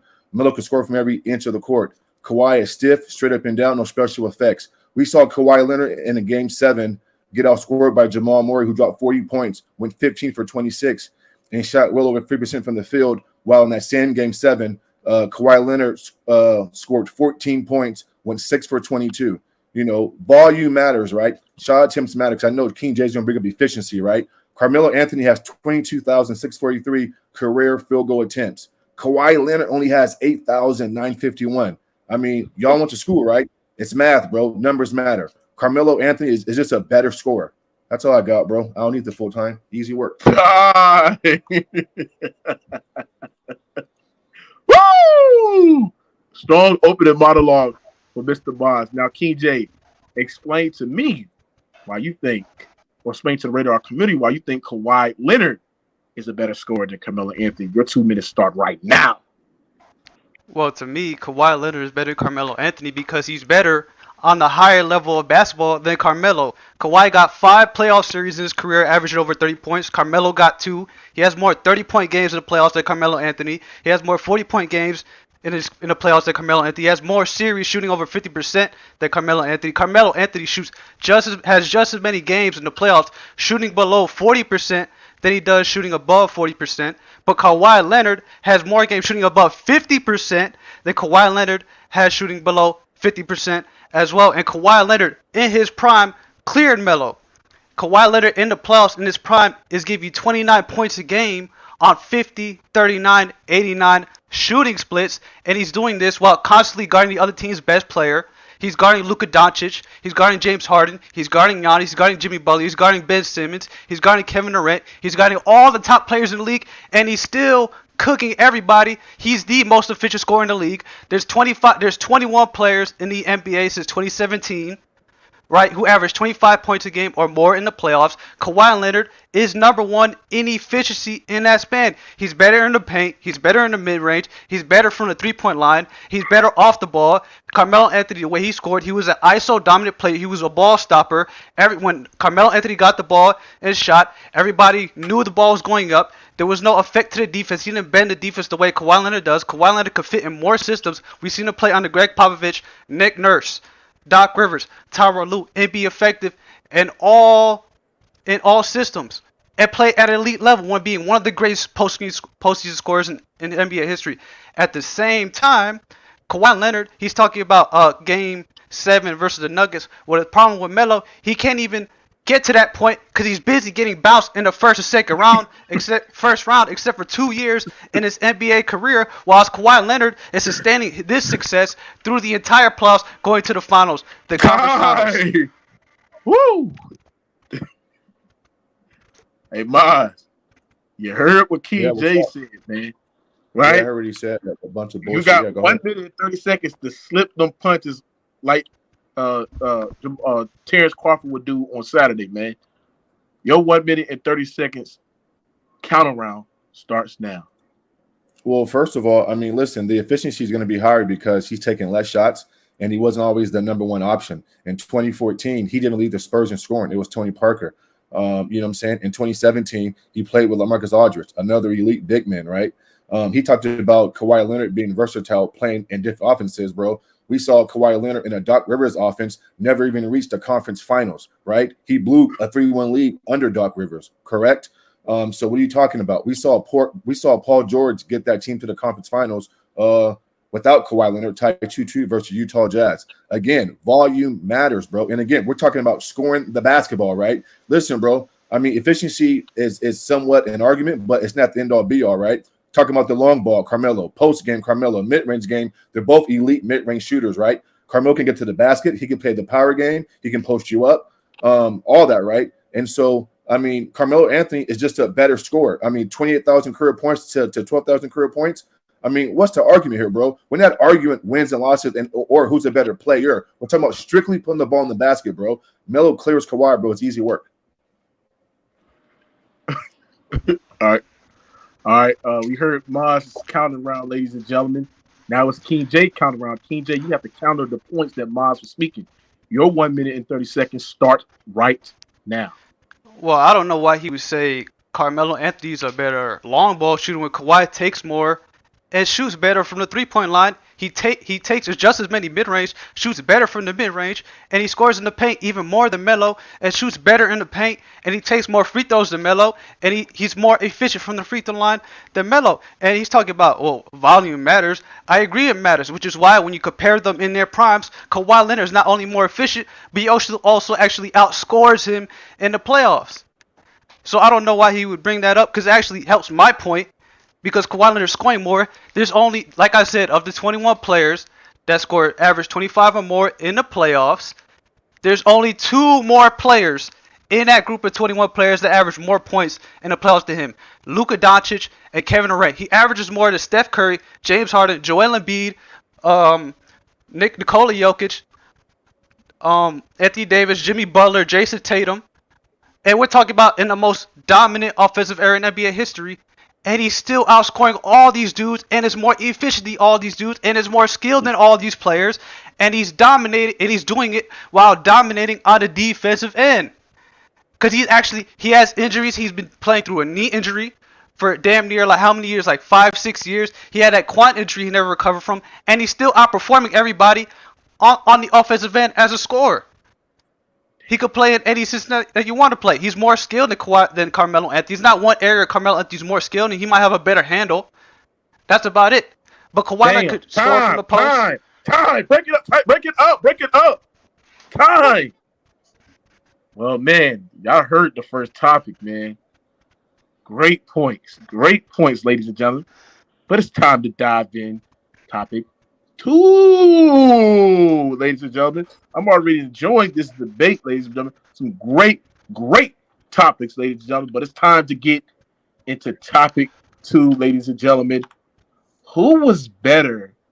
Who was the best player on the Golden State Warriors from 2016 into 2019? Was it Kevin Durant or was it Steph Curry? Ladies and gentlemen, right? Mr. Mon said it's Kevin Durant. King J said it's Steph Curry. King J, since Mons went first, you go first, right? Your 2 minutes start right now. You must explain why is Steph Curry better than Kevin Durant on the Golden State Warriors from 2016 to 2019. Your 2 minutes start right now. Well, Stephen Curry is just flat out the more impactful player than Kevin Durant, with or without him. Everybody on the floor, he makes everybody on the floor, no matter what your skill set is, no matter what style you play, he elevates you because his presence is that gravity bending. We even have Tyronn Lue quote and say with Klay Thompson and Kevin Durant on the court that he was choosing to double team and blitz Kevin Durant, and we could see this in the team success when Stephen Curry played without Kevin Durant. The Golden State Warriors were 27-3 when Kevin Durant did not play, but Stephen Curry played 13-2 against playoff teams, whereas Kevin Durant without Stephen Curry was 23-17, barely a 45-50 win pace, and he has a losing record against playoff teams. And on top of that, Stephen Curry actually outplayed him against the Western Conference teams, especially in the first year. He had better numbers against the elite defenses that Kevin Durant did. He averaged just as much in terms of scoring. He averaged less rebounds, had more assists, more efficient. The same thing for 2017. 2018, he was hurt. He missed the Spurs series. Outplayed him versus the Pelicans. He actually had a better series against Houston because Kevin Durant was hijacking the offense. He averaged less than 3 assists in the conference finals versus Houston because he was trying to play ISO ball and took over the offense, whereas Stephen Curry was still playing a team-oriented ball, which is why when Kevin Durant didn't play, the ball moved more, the players moved more, whereas Kevin Durant, he was playing selfish, which is why Steve Kerr had to talk to him and tell him to trust his teammates because he was busy turning the ball over just as much as he was passing. And the final year, Kevin Durant was feasting on teams with virtually no wings. The Houston Rockets lost Trevor Ariza and Luc Mbah a Moute, who were the primary defenders on Kevin Durant, where he was cooking dudes that were like 6'5", 6'6", whereas Stephen Curry was getting the most of the defensive attention. And on top of that, Kevin Durant was cooking SGA and Garrett Temple and 6'1" Patrick Beverley in the playoffs, and Stephen Curry elevated that team to new heights, which is why he's been successful before him, been successful after, and Kevin Durant never recovered. Mr. Mons, you must explain to the rated R community why you think Kevin Durant was the best player on the Golden State Warriors from 2016 to 2019. Your 2 minutes start right now. All right. Let me give numbers to 20. Okay, so the 2017 season, Curry gave you 25 a game. Durant gave you 25 a game, right? Durant gave you 8 rebounds on 53% shooting from the field. Steph Curry shot 46% from the field. KD had 99 total blocks. Curry had 17 total blocks for the whole season, right? Durant had 513 total blocks for the 17 season. Curry had 353. He talked about turnovers, right? In 2017 for the whole season, Curry had 239 total turnovers. KD had 138, right? On the biggest stage, the 2017 finals, Curry averaged 26 points. KD averaged 35, right? Durant averaged 1.6 blocks a game. Curry averaged 0, right? And Curry averaged more turnovers in the finals. Curry shot 44% from the field. Durant shot 55% from the field in the finals, right? Durant also shot 47% from the three-point range. Curry shot 38%, right? Curry shot 89% from the free throw line. Durant shot 92%, right? And Durant was clutch in the 2017 finals, right? If you go to a 2018 season, Curry gave you 26 points. Durant gave you 26 points, right? Again, Steph Curry shot 49% from the field. KD shot 51, right? KD at 1,792 total points. Curry had 1,346. Again, KD had 366 assists. Curry had 310. 464 total rebounds. Steph Curry had 261. The game is played 2 ways, right? Curry only had 8 total blocks the entire 2018 season, while Kevin Durant had 119 blocks, right? In the 2018 season, right, Durant averaged 2.3 blocks again. Curry averaged 0.8. Curry averaged more turnovers, right? If we get to the 2018 finals again, Durant averaged 32 points a game on 52% shooting. Steph Curry shot 40% from the field that series, right? In the 2019 season, weren't they begging for KD to come back in the finals? Didn't Curry have an open shot in Game 6 and he blew it? Wasn't Kyle Lowry and Fred VanVleet cooking his ass in Damn. All right, King J, you heard what Boz was spewing, man. It's time to counter, man. Oh my God. Like Terrence Crawford is gonna do to Earl Spence on Saturday, right? Your 1 minute and 36 counter round, your 1 minute and 30-second counter round starts right now. Well, he read off a bunch of total stats without context. He brought up total turnovers for the 2017 season because Stephen Curry has more, knowing damn well Kevin Durant missed 20 damn games that season while Stephen Curry only missed 4. So obviously if you play damn near 16, 17 more games with somebody, you're going to turn the ball over more. He's bringing up blocks for a 7-foot small forward who hasn't been a good defender outside of anywhere of Golden State. I guess a 6'3" guard while Stephen Curry is stealing the ball more. He's attracting more defensive attention, and Kevin Durant is making nobody better on the offensive end. Stephen Curry is making everybody better. We see Constantine Iguodala get open layups. Draymond Green's entire career was built off Stephen Curry's ability to bend the defense. He's bringing up the finals when in that finals you literally have the coach that was defending and making the scheme against the Golden State Warriors. Against the Golden State Warriors. Say they were double teaming him every time down possession. We see Kevin Durant run right down the middle of the lane, and a defender sees Stephen Curry in the corner and run to Steph Curry in the corner because that's how afraid they were of him torching their ass. And whereas Kevin Durant was getting open dunks, open layups, Stephen Curry was creating mismatches for him on the offensive end because every time Stephen Curry ran a pick and roll, they would either switch or Kevin Durant would have someone, a 6'3", 6'4" guard with no help because teams are so afraid to leave for Stephen Curry. And Stephen Curry is a way better playmaker than Kevin Durant. He's less turnover prone than Kevin Durant. He's a much better passer. And on top of that, in terms of scoring, if you actually look outside the final, their scoring was about the same. He's bringing up field goal percentage, but he's not actually bringing up true shooting because he would know Stephen Curry takes damn near 10 3-pointers a game, 10, 11 3-pointers a game, while Kevin Durant is only taking about 5. And do you know Kevin Durant in the playoffs, 2017-2019 playoffs, do you know he shot 42% from 3 with Stephen Curry on the floor, but when off the floor he shot 34%? That's impact. That's called making your teammates better. Hey, Mr. Mons. Yeah. You got the last counter round, man. Counter what King J's saying, man. Your 1 minute and 30 seconds start right now. Well, again, I mean, we're arguing who's the better player, right? And so just like he said, KD played less games. Well, guess what? KD also took less shots and shot a much higher percentage. And he also lied. He said that Steph Curry was a better playmaker and had more assists. Wrong. Kevin Durant had total more assists for the 2017 and 18 seasons, right? And so that's a lie. Steph Curry was not taking 10-plus threes in the finals, right? That's a lie. And again, bro, wasn't Steph Curry and Klay Thompson getting open shots in game 3s in the finals on the road in Cleveland? They could have been thrown in the ocean. Wasn't it Kevin Durant pulling from South Iraq to close these deals? What wasn't Kevin Durant dropping 30, 43, 12, and 8 on the road versus the Cavaliers pulling up from Beijing? Oh, that was KD, right? You feel me? Didn't Kevin Durant say, give him the ball and get out my way? When the Warriors were tied 1-1 or up 2-1, didn't Steve Kerr go to KD and say, hey, man, you're Kevin Durant, bro. I need you to take over. He didn't say Steph take over. He said, Kevin Durant, bro, take us home. And then what happened? KD said, you know who I am, bro. I'm Kevin Durant. And then went out and dropped 50 points in game 6. What are we talking about, bro? I know Curry has a better legacy, but we're talking about strictly who was better in the 17, 18, 19 season. They were down 3-1 versus the Raptors, bro. Kevin Durant comes back. They're up big in game 5 or 6 in Toronto. Once KD goes down, they lose that game. KD scores a quick 10 points, bro. It looks like that they're going to win the game. And then in game 6, it was Klay Thompson damn near dropping 30 points. Steph Curry was choking game 6 at the Oracle before they lost that game. And then Klay blew his knee out, and then the Warriors lost. So, again, bro, we can talk about, who's a better player. But, I mean, it's been Kevin Durant, and it's been Klay Thompson hitting big shots, bro. And, again, you talk about efficiency. Kevin Durant shoots the ball way more efficient than Steph Curry does. That's a fact. Bro, Kevin Durant was just 17 and 18, 19. All right.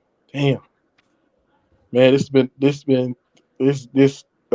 great counter round for Miles, great counter round for King J. It's been a great matchup so far. But now we go to the last topic, man. Y'all got to make this good, man. If y'all want to go to the conference finals, to the last ticket in, got to make this good, ladies and gentlemen, right? Make sure y'all smash that goddamn like button, man. What the hell is going on in here, man? Real talk. We witnessing a legendary debate. But this is the last topic, ladies and gentlemen. And shout out to both competitors for actually be willing to change up the topic because we had a topic in the previous round that was similar. So shout out to y'all for changing it up and doing your research in short notice.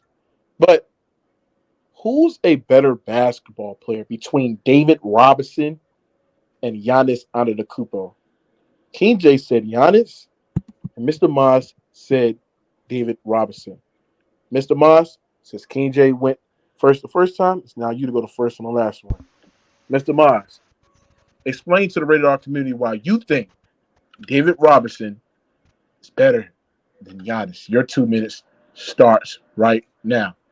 Well, David Robinson has 2 championships. Giannis has 1. Robinson is a 10-time All-Star. Giannis is 7. Right? Robinson was 4-time first All-Team defensive.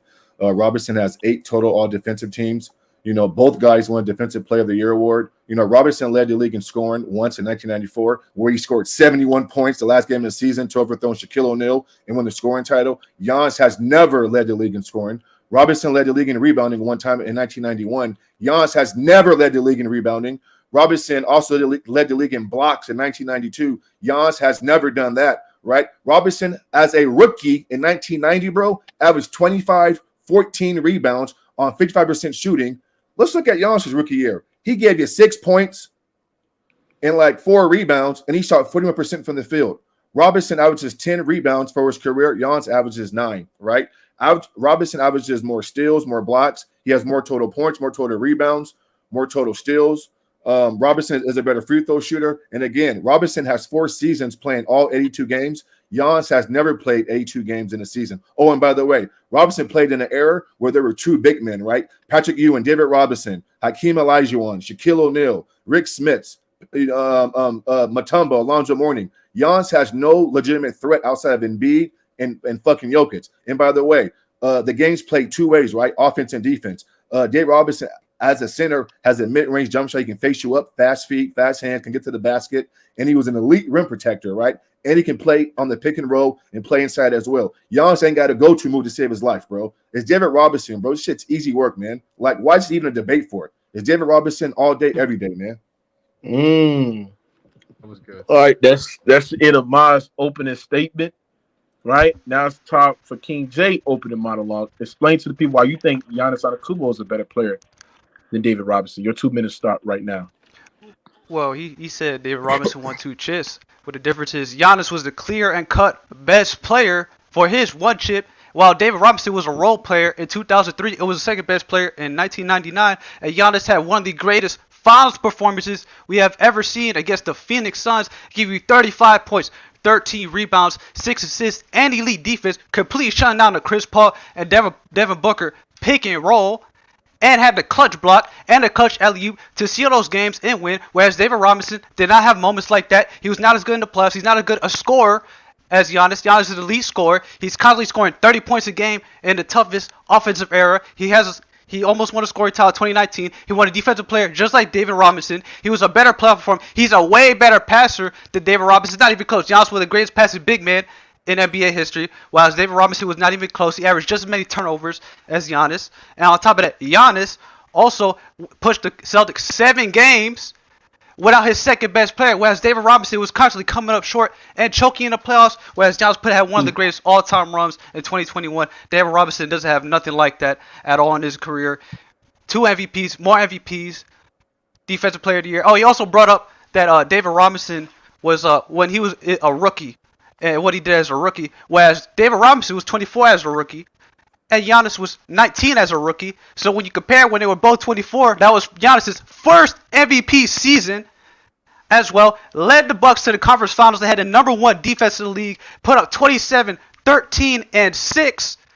best record in the NBA. To me, it's clear that Giannis, he's better in the playoffs. He's a better scorer, one of the greatest paint finishers the game has ever seen. Way better passer, and on top of that, he's a much better player performer. To me, it's not even close. Ooh, dang. Wow. All right. We got to go to the counter round, man. This is my favorite part of the debate. Chad, is this the favorite part of the debate? I love the counters rounds, right? I love when people just counter the bullshit people were spewing. But it's time for Mr. Maz. Mr. Maz, King J said a lot, but it's now to get in your bag and start countering, Maz. Yeah. Your 1 minute and 30 seconds start right now. Well, that's funny because in 1999, even though Tim Duncan was the number one option, David Robinson was still versatile and can impact the game on the defensive side of the court. That's why he was thus the Twin Towers, right? And then even in 2003, when Duncan and Robinson won it again, they were the Twin Towers. And so even though Robinson's offense took a hit, he was still dominant on defense. Last time I checked, bro, when Giannis won that lucky ass ring, he didn't play Game 5 and 6 versus the Hawks. Lopez and Holiday and Chris Middleton got them to the finals, right? They won Game 5 and 6 without Giannis, right? He said Giannis got to a Game 7 without a second best player and almost beat the Celtics. You praising losing now, bro? That's not what we do on the Radar Sports Debates, bro. We don't praise losing, right? Giannis won back-to-back MVPs, and guess what happened in the postseason? He got his ass kicked by Jimmy Butler, right? A fucking above-average player, okay player, and then got his ass kicked, again by Toronto. You said, and he had the number one seed and best defense, bro, where he was up 2-0, and then Kawhi Leonard walked him down and beat him 4 straight games, bro. Giannis ain't got no go-to moves, right? So what are we talking about, bro? How impactful was he? Even when Giannis doesn't score the basketball, bro, his defense does take a hit, bro. He's highly overrated on the perimeter, slow feet. You know what I'm saying? He's good help side, but he's not an elite defensive player. And so even when he won back-to-back MVPs, bro, he got his ass kicked both years. So what's your point? And again, bro, you talk about rookie of the year. So what? 25-14 on that percentage, bro, on those splits as a rookie, bro, in the big man era? What's the argument here, bro? I mean, what? You praising Giannis go up against fucking who? DeAndre Ayton, bro, who is softer than fucking tissue? Stop it, bro. And Chris Paul had a broken hand in the finals, bro. So, yeah, again, I'm taking David Robinson all day, every day, man. Easy work. He's just a better player. Hey, strong counter round for Mr. Maz. King J, you heard what Maz said, man. This is the last counter round, the last point of the show, man. King J, your 1 minute and 30 seconds start now. Debunk what Maz is saying, man. I'm glad he said we don't praise losing because David Robinson, up until David Duncan, that carried him and was the best player on the team, was a loser. Giannis was a clear best player on a winning team. And yes, they won Game 5 and 6 without Giannis. But guess what? Trae Young was also hurt in both those games. So it's even. Both teams missed their 2 best players. On top of that, he also had the 40-piece. Outplayed Kevin Durant in the second round with Jrue Holiday putting up Andre Roberson's shooting numbers, shooting below 40%. Damn near losing the game, closing the game for them. Chris Middleton was not the closer in that series. You know who was a closer? Giannis. Do you know what's closing? 50 points in Game 6 at home, coming back down from 2-0 in the finals. And on top of that, hitting 18 of 20 free throws, shooting below 50% in the playoffs. And then when it matters most, you hit 18 out of 20. It's not even close. And David Robinson, he has multiple seasons as a 7'1" center, shooting below 50%. I think he has just as many seasons shooting below 50% as he does shooting above 50%. And Giannis, he has more 30-point games, 40-point games. He's just better than David Robinson. His impact is better. He has less weaknesses. David Robinson, all he is a better shooter. And he's a better rim protector. Meanwhile, Giannis led the league in defensive field goal percentage at the rim, meaning players shot league worst at the rim against this defense than anybody else in the league, including Brook Lopez, Anthony Davis, Bam Adebayo, Rudy Gobert, all these elite rim protectors, and yet he ranked number 1. So you're saying his defense is overrated because he can't guard the perimeter? Well, neither could David Robinson. I did see Karl Malone lock his ass up as well. Karl Malone used to give him work. He got bitched by Hakeem Olajuwon the year he won the MVP. You talk about Kawhi Leonard. He got bitched by Hakeem Olajuwon in the 1999 Finals with Dennis Rodman on his team, and while the Rockets were a damn 6 seed. Break it up. Break it up. All damn, man, this was a good debate. Dennis Rodman was on the Spurs in 1999, King J. What are you talking about? Who? No, I'm talking. Said 1995. Oh man, time, bro. I got you, bro. Ladies I got you. This is the end of the debate, ladies and gentlemen, right? This is the main event. This is a good debate, ladies and gentlemen, right? But it's time to go to our panelists on who won this matchup. I'm gonna start with P5. P5, who you got with? Man. All right. In the first one, Moss brought up a lot of career stuff, but I mean, King J didn't really dispute that stuff. I like how he brought up the playoff. I like how he brought up the playoff production, the efficiency, how much better it was than Melo. But a lot of what Moss said wasn't really refuted by King J. And even though I would have to say Kawhi is the better player performer, who argued their points better, but in that round, I had to give it to Moss. A lot of what Moss said could have been refuted by King J, but it wasn't. A lot of the career stuff. In round two, again, that one was also really, really close. I'm gonna have to go with King J in round two, though. I feel like Moss relied way too heavily on stats, where King J was actually able to break down the games and how Curry impacted on it was able to impact other players, including KD, on the floor instead of just reading off a bunch of stats and instead of just singling it down to moments. In round three, again, it was also very close. This is a great debate, all three rounds up and down. Moss, I like how he started off with talking about David Robinson, broke down his career simply, has chips, all-stars, defensive teams, DPOI, scoring titles. You know, that's stuff that Giannis doesn't have, or he has more of than Giannis. Led the league in a lot of different categories, and Giannis never did. Again, I think I feel like King J, I feel like King J also did a great job. He kind of disputed Robinson and his role on that team with his chips, or David Robinson's role on that team when they won those chips. But I think Moss countered that with how good of a defender he still was. So with that in mind, I got to give round three to Moss. So it's 2-1 Moss. Oh, man. First of all, P5, I don't like how you let the man bully you into vote for Moss, but I'm gonna give my honest opinion on this debate. I have no biasness. I don't know what the hell you talking about. King J did not debunk Moss' longevity stats. He actually did when he had the counter round, when you talking about Kawhi Leonard at his prime and at his peak, ladies and gentlemen. King J's made the better points about the versatility and the efficiency and the points, the playoff series as well. I feel like Moss, the only thing Moss did, and the one thing that Moss stand against is longevity stats. When we compared it to players like LeBron James and stuff like that, and he used it for Melo. So I took a point off of that because he was not keeping the same energy. But King J brought up the better points about the efficiency of Kawhi, brought up the playoff series, brought up the jaw-dropping stat talking about Kawhi Leonard as one of the only player to ever average pretty good scoring, production, and efficiency. Was a really, really good stat, and it also just broke down his game in a totality. So I had round one, King J. Round two, what was round two? Round two was about who's the better player. Yes, Moss once again didn't.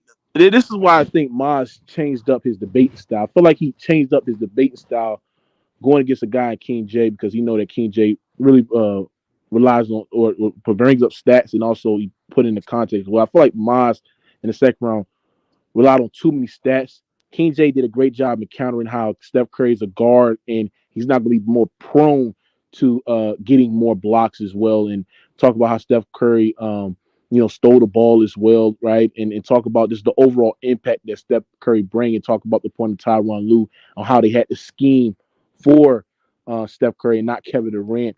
So, round two, King J's opening monologue and his counter everything what Moss was spewing in the second round. In the third round, this one was very, very close, right? And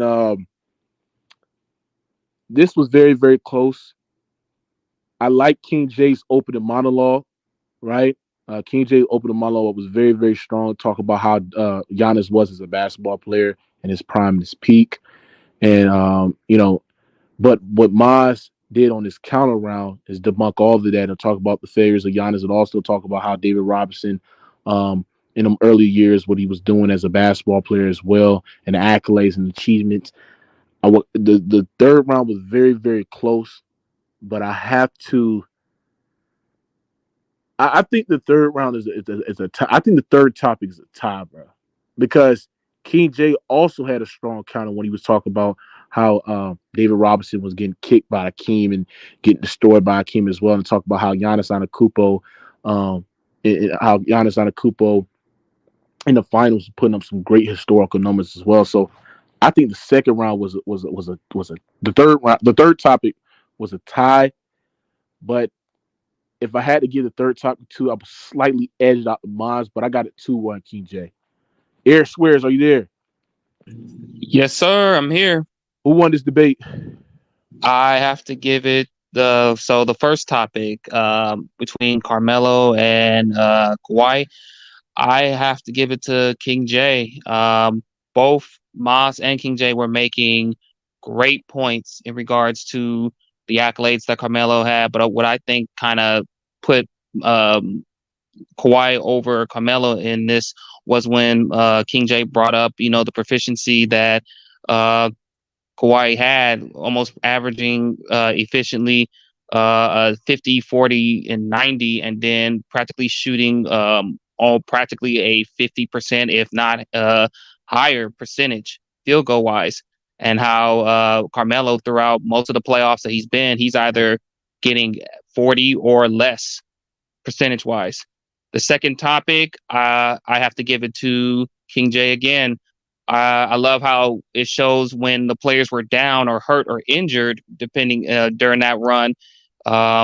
Steph, being more established in that system that the Warriors run, was able to have a higher win-loss percentage over to where if Steph was hurt and Durant was in, Durant practically was like a sub 500. Yeah. And then what's the third one?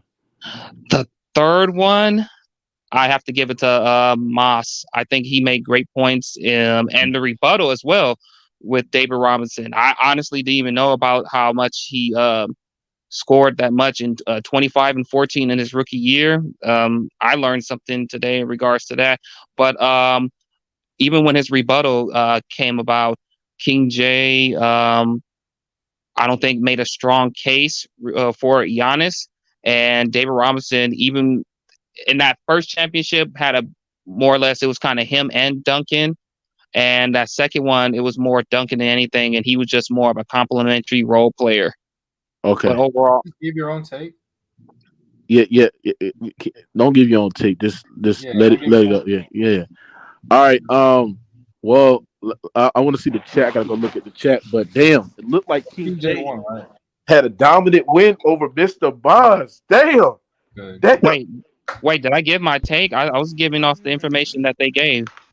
You had me the first two rounds. Yeah, I think you had Miles the third round. Yeah, man. King J won it 64.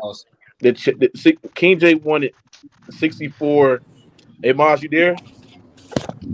Yeah, I'm here, bro. King J won the chat vote 65-35, and on the panel vote, King J won it as well, 2-1. So dominating fashion. Congrats, King J. I mean, I ain't tripping on that. Dominating fashion for King J. Let me say this real quick, bro. You know what I'm saying? There's King J knows that. Listen, there's two guys on this panel that comes on often who I respect as basketball talks, and King J is one of them, bro. And so I knew it wasn't going to be an easy round. And you made a great point. I thought stats and proving why a guy is better would prove me right versus King J. I mean, I kind of went away from my, other style. But listen, man, there's no shame in losing to King J, bro. Listen, bro. I mean, all joking aside, and King J knows this. Like, I respect his basketball acumen, bro. And trust me, bro, a lot of guys I don't respect. And so I'm not tripping. So congrats to King J. It is what it is, man. I thought it was a Maz. That's what messed you up, Maz.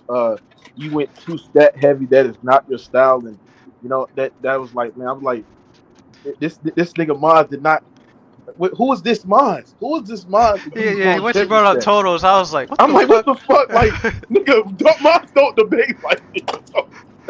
I know, Yeah, bro. man. I thought he was gonna bring up. bro. I was expecting him to bring up. Oh, KD in the fourth quarter, you know, carried like he ended Yes. that Curry KD debate strong. Yes, this man He brought ended up that strong. longevity, Saying, bro.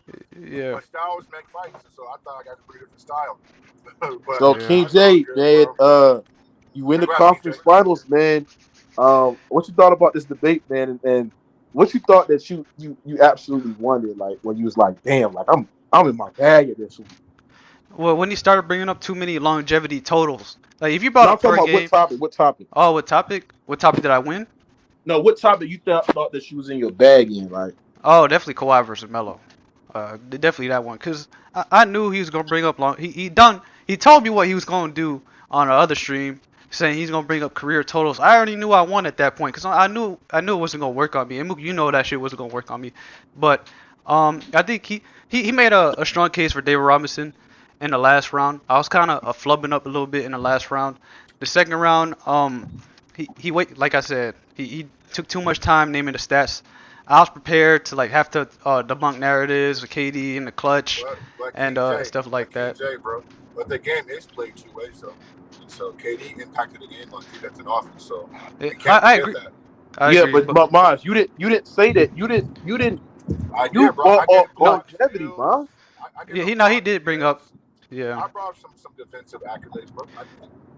But I don't think you harp. I think you focus too much on the stats instead of bringing up his impact on the game and how he impacted the team instead. Yeah. It's all good, bro. It's all good. Hey, but I do want to call out bitch ass nigga Ken dick riding Maz, like Maz is homie on the last stream and shit like that, like Maz is friends with him. Ken, how the fuck you choke a 3-1 lead to Big Ox, bro? You was killing this nigga. He got robbed, King J. No, that shouldn't even be close, bro. He was cooking that nigga, and then he blew it in the last round, in the counter round. Don't worry. I wish I was facing Ken in the next round. BX, you a hoe ass nigga. You can't fuck with me on basketball. Just saying, bro. And so shout out King to the J- hold on. And shout out to the 65% that said Miles was gonna beat me. You was wrong again. Y'all niggas, hold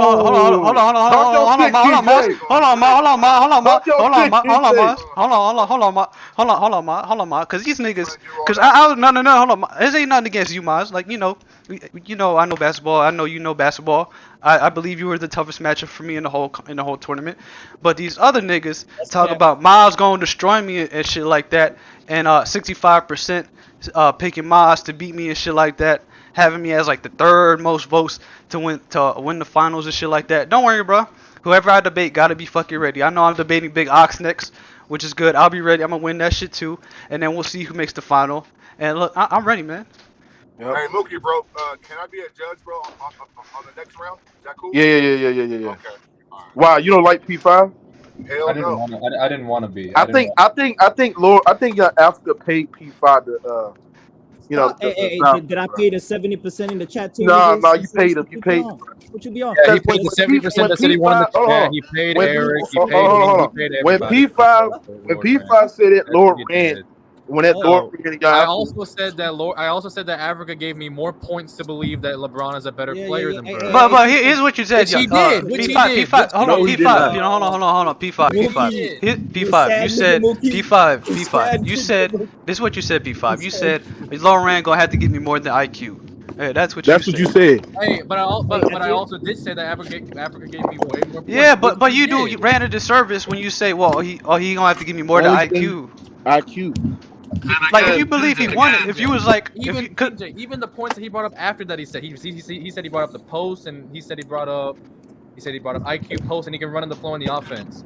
Africa still had more.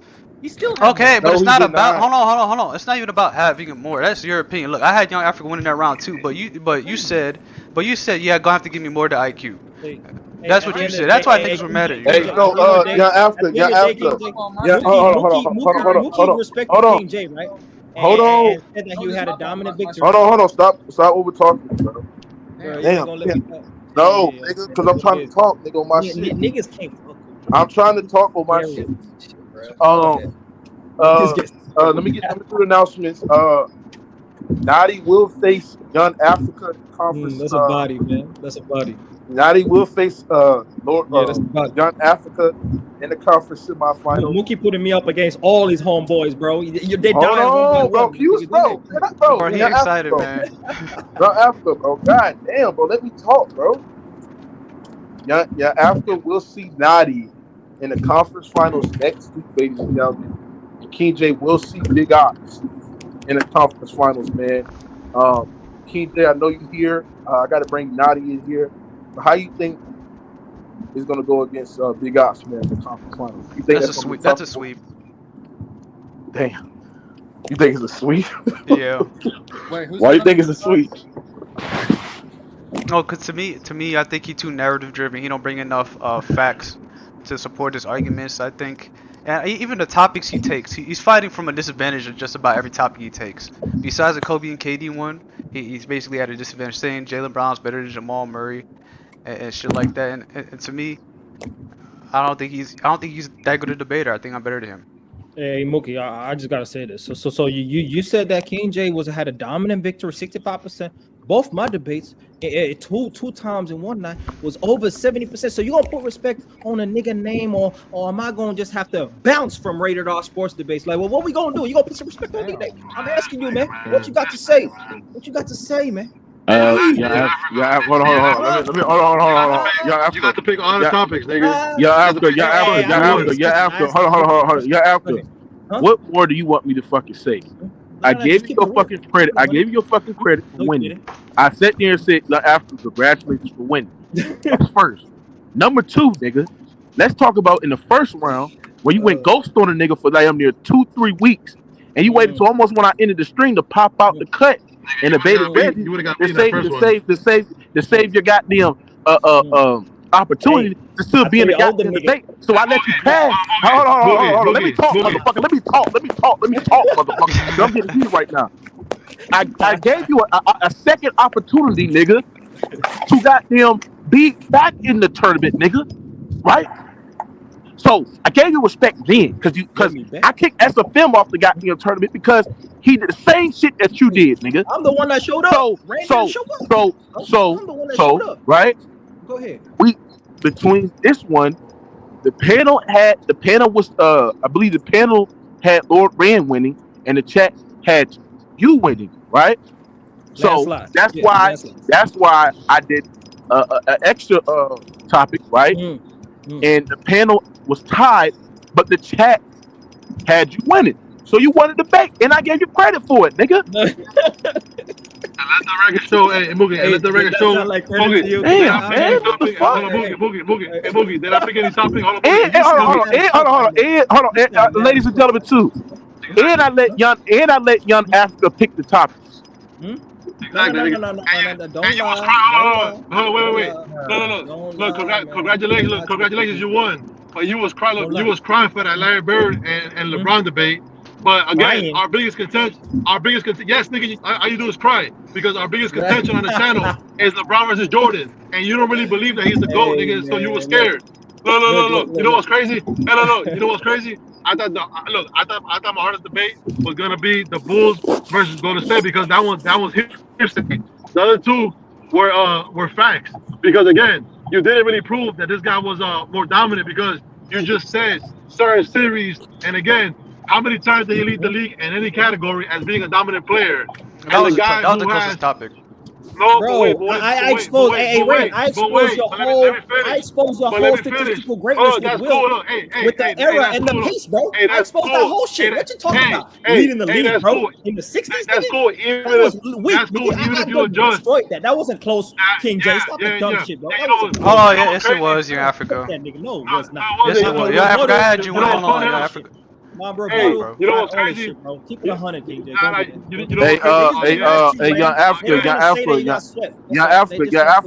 Let me ask you something. Young Africa, real talk, Young Africa. It's gonna be really difficult for me to try to get you into Nadi's topic. So did you create an IG account or something like that, bro? Huh? Did you create an IG account so I can easily message you, bro, so I can get y'all topics, bro, for the conference? Let's create a burner. That's what I did. Email, bro. If you can't hit the email, man, I don't know what to tell you, bro. I don't know what to tell you, man. I don't know what to tell you. You don't respond to emails, bro. You don't have an Instagram? You don't have email. You don't have just make a burner, man. I mean, that's what I did. Yeah, but Ken, hold on. Let me get back. Let me get. Let me get to Ken. Ken, I thought you won that big debate. I ain't gonna lie, there's a lot of chat bias. I feel like the chat don't like Ken and Lord Rand. But like I said, there's a lot of chat bias. There's a lot of chat bias, bro. The chat loves Lord Rand. Come on now. No, they don't. Lord Rand. They Come don't. on, The chat. Hold on. I literally disprove all his shit. Hold on. I literally. Hold on, Rand. How can you say I lost the Duncan Kobe debate when again one guy had lower points and one guy never played as good in the playoffs as the other guy, but I lost the But debate. he told you why, Lord Rand. He brought up the defenses, bro. He gave you context. He said, No. That's not context. And he still had the same true shooting percentage. He scored more points. What are you talking about? That's not context. That's excuses. Because again, I did say he played with defense. No, it's not. Is it's excuses. excuse. Top 5 defense is excuses. No, it's not. No, it's not. Because because I did bring up that he played with Shaq. And how many and niggas love to bring up the fact that he won 26. Boston Celtics, the Orlando Magic without Shaq, the Boston Celtics without Shaq. What you talking about, bro? What are you talking? And look at all the teams. Cool. And look at all the teams that. Again, but who was he playing with though? But Lorraine, he didn't just talk about the Lorraine. Look, hold on. Look, Lorraine, you know me. I fuck with you, bro. I'm not even a Kobe guy, bro. Like obviously, I think I would take Tim Duncan over Kobe, but he made a better argument because he brought up the numbers, right? And he put context behind those numbers. Like Kobe is doing this, at like a higher level offensively in terms of scoring the ball, and he brought up the defense they played compared to Duncan, bro. I ain't gonna lie. I'm gonna be real. I hate my chat, bro. I ain't gonna lie, bro. They too biased, bro. They're not biased, man. You act like these niggas love Young Africa, bro. I mean, they biased, bro. They biased, bro. No, they not, bro. I ain't gonna lie. The chat take a major L today, bro. The chat take a major L today, bro. You think the chat love me, Mookie? Is that what you saying? The chat took a major L, bro. I ain't gonna lie, bro. Hey, KJ. I'm gonna tell you. Hold on, Rand. I'm gonna tell you. Hold on, Rand. I'm gonna tell you who took an L today. P5 took an L because the judges sucked today, and the chat took an L today too as well. And who else?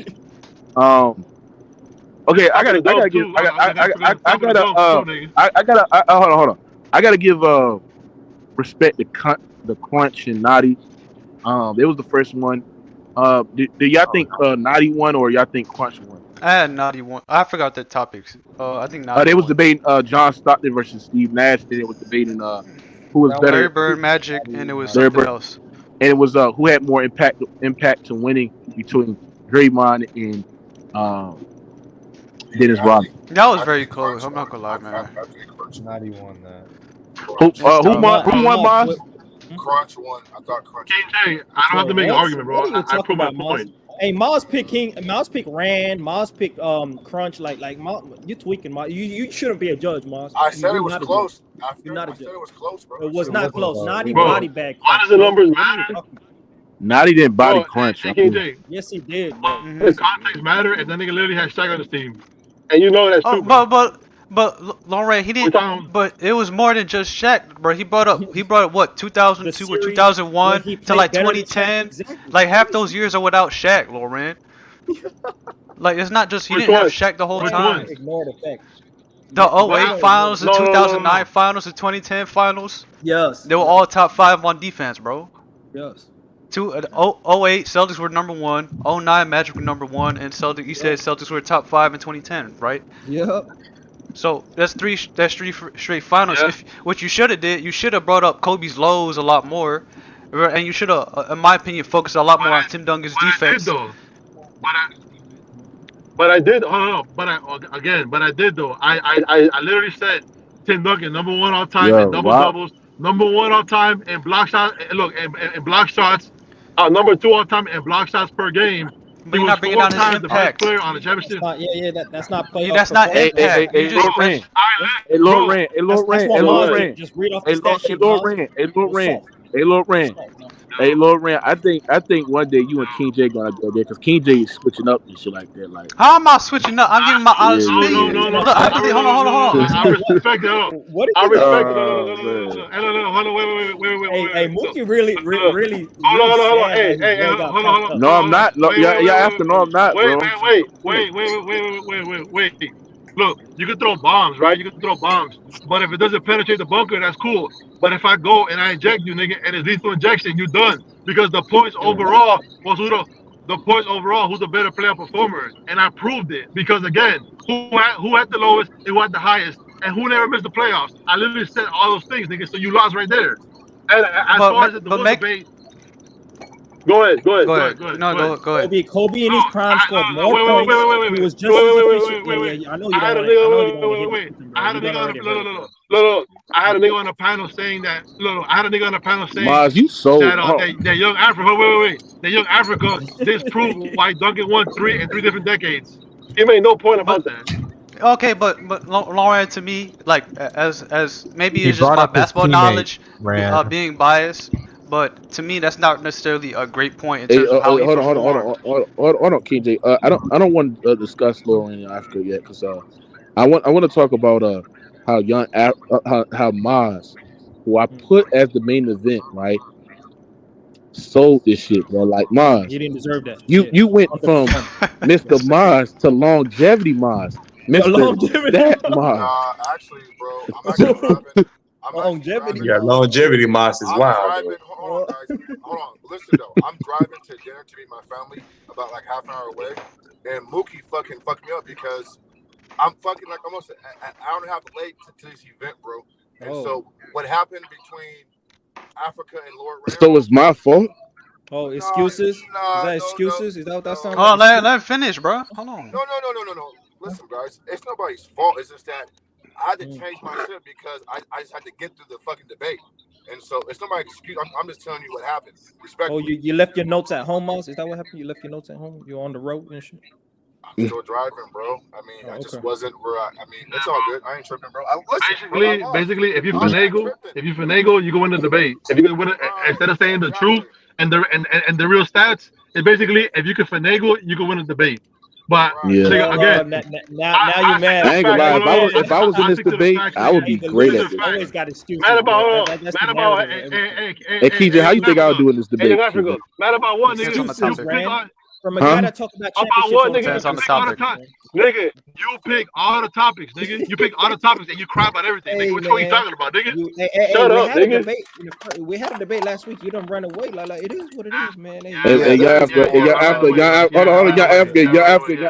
Africa. How you think you and Nadi gonna do, man? Oh yeah, I'm about to pack up Nadi, but he showed a nice performance today. Like he legit understand the game. So I respect Nadi's game. Just like I respect Rand. I even said it during the battle. This is a good debate, Rand. This is a solid debate.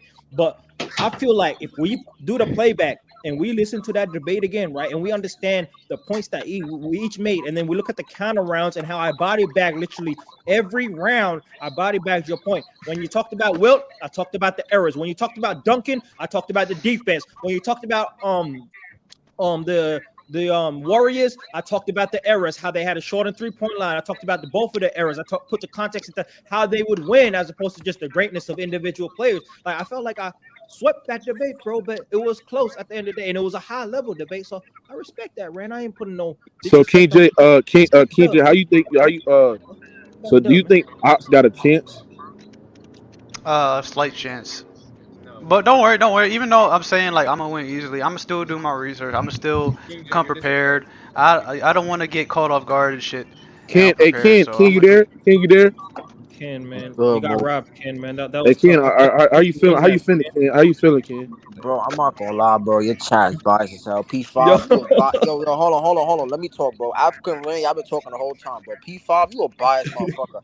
How the fuck he cooked me on the second round, bro? What did he say about Jaylen Brown that cooked me, bro? I cooked him. I debunked Ken. every point he said about Jaylen Brown. Jaylen Brown Ken. can't go left, and I said that Jaylen Brown Ken. defense did not show up this year in the playoffs and last year in the playoffs. Nigga, Ken. turn the light on, nigga. Come on, bro. Weird. Ken, you started lying about his game, and Ox called you out on it. Wait, what That's did why I you lie caught about the Jamal L. Murray game? Can you tell me what I lied about? You caught the L when you talked about how he was a better post player. You caught the L For when a you said he was a guard, better for a three-point at a guard shooter. position, bro. I'm not saying No, like, no, you can't do that, Ken. oh my You gosh. caught the L All when you right, bro. said he was Even a if better hold on, defender. bro. You caught the Even if I L. hold on. You started Even if lying. even if I lied about that, what else did I lie about, bro? Everything else I said was factual, bro. It was facts, bro. Everything else you said was more based about stats, Ken. What? I agree that Jamal Murray is better than Jaylen Brown. I just think that Ox dived more into the games between the two players. While even when you tried to, you lied, and you did it again the next round. That's why you lost, Ken. That's why you lost. So now you can go cry. Go cry, bro. Go cry. All right, you bitch ass. Cook his P5. Cook his ass P5. Fuck you, bitch ass. You a biased ass. Ken is easy work. Cook that nigga I see P5. what it is, man. These niggas is biased, man. I ain't gonna lie, man. Yo, Radar, stand on your score P5. You can go cry under your Mookie, do not bring biased ass judges on this shit, bro. This nigga biased as hell. This nigga biased as hell, nigga. I cooked that nigga fair and square, y'all niggas robbed me, bro. Ooh. I cooked that nigga, bro. Hey, we might have Ken in P5 on the undercard, man. Bro, P5 will cook that nigga, man. And look at King J dick riding. Look at King J. Nigga, hold on. You say hold on, Ken. Hold on, Ken. You want to say I'm Dick Riding, Ken? I heard you on the last stream when Miles was saying I'm gonna bring up longevity stats of 20,000 points, and he went in the background like a little bitch saying, cook his ass, Miles, like a little dick sucker, like you are, nigga. You an embarrassment to New York, you fuck, nigga. Hold on. You dick riding ass nigga, you zesty ass nigga, Skittles looking ass nigga. Shut your bitch ass up, Ken. I wish you advance, cause I would fry your ass in the next round, nigga. I'm telling you that right now, Ken. Any topic. Yes, I would. I would fry your ass. I would sweep your ass embarrassingly like KD against the Celtics, you fuck nigga. Weak ass nigga.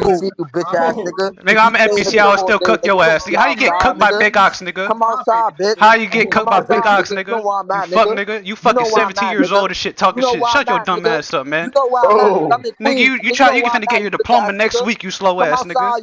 You Sugar Hill, you fuck nigga.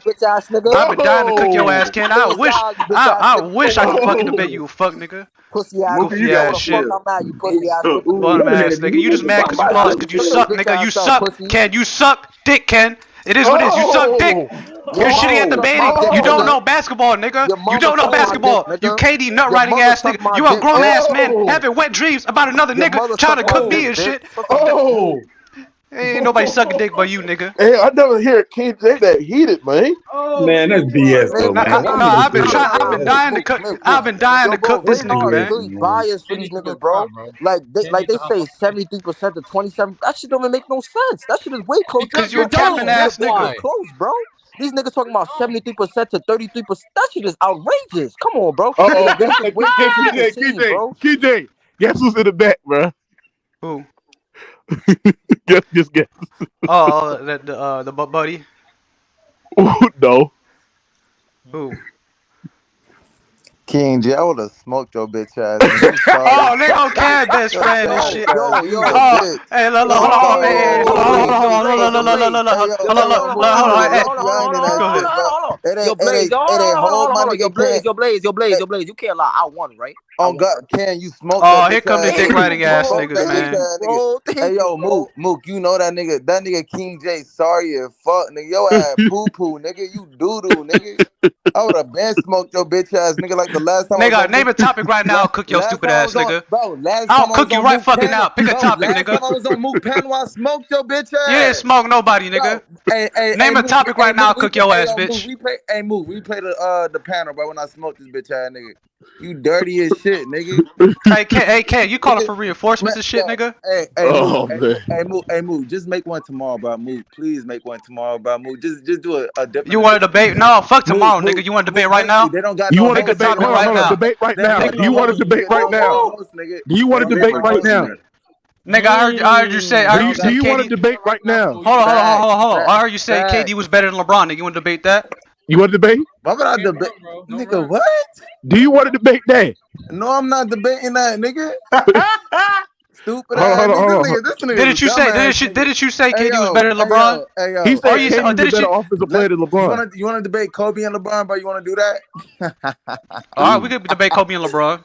You wanna Okay. do that? Go ahead, you go. Y'all wanna do No, that? no, you go for no. You just said you wanted to go to debate. Nigga, me, you go. so Kid, you gave the topic, You nea. said You you go. wanted to debate me, nigga. So go, nigga. I'm gonna cook. Nigga, your he a bitch better ass, scorer, nigga. better rebounder, I'ma better piss it- passer. I'ma He's a piss better and defender shit at on his your feet. shit, He's a nigga. better You playoff gonna throw that performer. shit He's away, better in nigga. game sevens. Yo, bum He's better ass in elimination nigga. games. You He's bum better in the as fuck, finals. nigga. He got more Lame 30-point ass. games in the playoffs. He got 4 more 40-point games in the playoffs. More 50-point games in the playoffs. There's not one stat Kobe Bryant ever has over LeBron. Not points, You're not not rebounds, debating not why he's assists. better. This nigga stupid. Nigga, as I'm fuck. making my Mook, this fucking how point, you dumb dumb this nigga. Yo, Mook, this how dumb this stupid retarded Oh, this ass nigga nigga retarded. Blaze, you gotta let him go, autistic bro. list. Alright, This nigga see. saying stats and numbers and shit with your stupid ass. He a better finisher. He a better finisher. He a better playmaker. He a better rebounder. He a better decision maker. He's an We finna set this up. Bro. like what else you want? And the stats.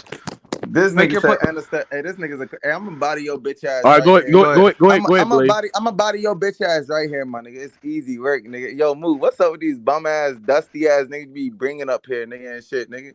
Look, I got a question, King J. King J, how many superstars has Kobe played with, and how many has LeBron played with, bro? Superstars? Yes, how many superstars has LeBron played with in his He's career, played with bro? two superstars. Name them. Name the 2 superstars he played with. Anthony Davis and Dwayne Wade. You're lying. Kyrie is a You superstar. said super. You bitch No, ass. he's not. You're lying. No, he's not. No, he's not.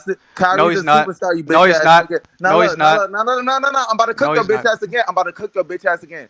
Kobe only played with 1 superstar in his whole career, my nigga. He went to 3 straight finals back to back with Paul Gasol, my nigga.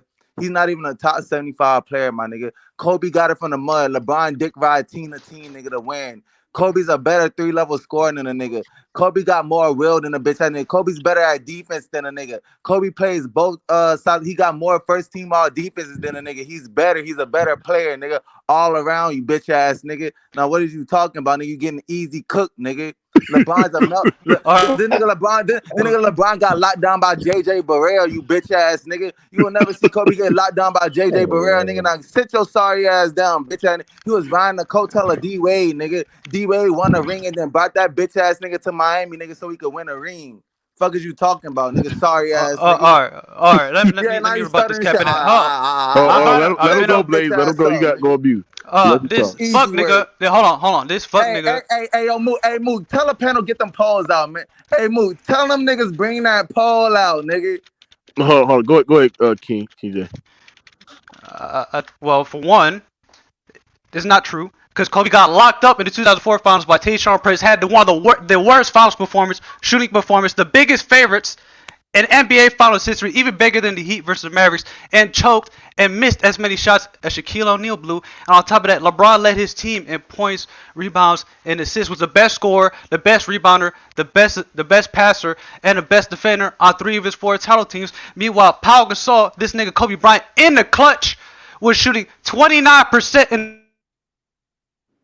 the 4th quarter of the 2009 and 2002 finals. Meanwhile, LeBron James would put up 37 points in Game 7, 45 points down 3-2 versus the Celtics on the road. LeBron James, a much better finisher. LeBron James, a much better rebounder. LeBron James, a much better passer. LeBron James, better in the finals, better in the regular season, better in the playoffs, better in Game 7s, better in elimination games. On top of that, he's a better decision maker. He's a more impactful player because he does more things better at a higher level. Meanwhile, Kobe Bryant in big games got carried by Pau Gasol, while Kobe Bryant scored 12 points against the Rockets in 2009 in Game 7 versus the Rockets, and Kobe Bryant got carried again in Game 7 versus Celtics when he got outplayed by Pau Gasol and got outplayed by Pau Gasol again in Game 7 versus the Nuggets in 2012. Meanwhile, in every big game, Pau Gasol is outplaying Kobe Bryant. Meanwhile, LeBron James is putting up 37 points in Game 7 versus Spurs. He's leading at 5 out of 5 categories against the Warriors in 2016. Meanwhile, ass nigga. Nigga, I'm in the middle of my point. I'm fucking baking your ass, nigga. That nigga get scared as fuck. Nigga sweating like shit. Nigga. Who's a better finals performer, nigga? Now look. Now you just lie, you bitch ass nigga. You just said he's better in the finals than Kobe. The nigga lost 6 times in the fucking NBA finals. You bum ass, stupid ass nigga. The nigga got cooked by Jason Terry, sweaty band Jason Terry, you bitch ass nigga. He got walked down, nigga. Kobe carries his team, nigga. He got it out the mud, nigga. When Shaq left, he did it on his own. Shaq ain't even go the finals 3 times. He went to the finals 1 time when he left Kobe, nigga. How many finals did Shaq win after Kobe, bitch ass nigga? How many did he win on his own, nigga? And carried him, got him out the mud, nigga. He got carried by another nigga. This nigga went to the Heat, bro. Got carried by D-Wade. Ray Allen saved his bum ass. Mike Miller saved his bitch ass, nigga. How many times this nigga get Mike Miller. Hold up. I said Mike Miller. This nigga said Mike Miller. No. Shut your bitch ass up. Kyrie saved his bum ass. So that's 2 finals this nigga got saved. He got saved by Kyrie, nigga. And he got saved by Ray Allen, nigga. The nigga is trash, bro. He's poo-poo. Andre Iguodala locked this bitch ass up, nigga, and won finals MVP, nigga. The nigga is trash, nigga. He's dookie, nigga. He like Jerry West, my nigga. Can't win shit, nigga. Bummy as fuck, nigga. And he ain't on Kobe level. Is that simple, my nigga? It's facts. Ain't shit you can say about that, bro. All right, he's a better player, nigga. It's simple, nigga. Get All your right. ass Hold on. All Get your right. ass Hold on. This dumbass nigga said D-Wade carried his ass. Meanwhile, LeBron was a better scorer, better rebounder, better passer, and better defender, and won MVP both years they played together, and was second defensive player of the year. But he got carried by D-Wade. You know what's getting carried? Nigga, when Pau Gasol is out punting your ass in the game 7 because you throwing up bricks to having more turnovers than assists and shooting 29% in the 4th quarter. Nigga, talk about he got saved by Kyrie Irving and Ray Allen. Nigga, who missed that game winner? The game tie shot against the Kings in game 4, nigga. Kobe Bryant, it got saved by Robert Horry. Who airballed that game winning shot against the Suns, nigga? Where Robert Artest had to put back the shit in game 6, nigga. In game 5, nigga. Fuck you talk about, you stupid ass nigga. Talk about he got saved. Pau Gasol outplays him on every level. Every time there's a big game, Ron Artest saved his ass. Robert Horry saved his ass. What the fuck you talking about? He got carried by D-Wade, nigga. LeBron James led the team in points, rebounds, assists. I said it already. Points, rebounds, assists. 2012, 2013, 2016, and Anthony Davis only scored more in points in 2020, nigga. You fuck, nigga. What are you talking about? Hey yo, Mook. I got a question real quick, Mook. Who played better, bro? I want the whole panel to answer this question. Who played better the first year, nigga, when LeBron got No, it's your debate. You can't answer the question. Go ahead. No. Nigga, we already went 2 times already, back to back. What did you talking All about? right, so you done debating? No. I got a question. Okay, yo. What did LeBron do the first year, nigga? Who played better, D-Wade or LeBron in that finals? Who played better? D-Wade. 2011? Hey, that nigga's a bum, man. Hey, King J, you easy work, bitch. Get your ass out of here, nigga. Hold on, nigga. Who played better, Shaq or Kobe, nigga? Who played better in the finals? Who played better in the finals, Shaq or Kobe, nigga? You got cooked. Who played better in the finals, Shaq or Kobe? Kobe get it out the mud. Who played better in the finals, nigga? Shaq or Kobe? Who played better in the finals, Shaq or Kobe? It's easy work. Who played better in the finals, Shaq or Kobe? Kobe carried. Who played better in the finals, Shaq or Kobe? I'm about to cook you right here, nigga. You're not gonna answer my question? No. Let me answer my question. I'm about to cook No. Hold on, you gonna duck my question? I asked you a question. I asked you a question. You don't want to answer my question. Let me answer. You don't want to answer my question. Who played better in the finals, Shaq or Kobe? Hey, King J, bitch ass. You gonna let me talk? Bitch Oh, you're not gonna answer my question? You gonna let me cook your bitch ass because I'm smoking your bitch ass? So you're not finna duck my question? Is you gonna keep? You finna duck my question? Is you gonna keep talking or you gonna let me? Is you gonna duck my question? I'm gonna let you talk when you answer my question. Hey yo, Mook, I'm cooking the nigga so bad he don't want me to talk. Answer my question. I'm cooking your bitch ass, nigga. You easy work, nigga. So answer my question. Yo, let the nigga talk, King J. No, I asked him a question, nigga. Answer a straight answer. Who played better, Shaq or Kobe? He getting cooked. Can't shut your bitch ass up, nigga. You can hold a nigga to do your dirty work. Who played better in the finals? Listen. Who played better in the finals, nigga? Is you gonna let me talk?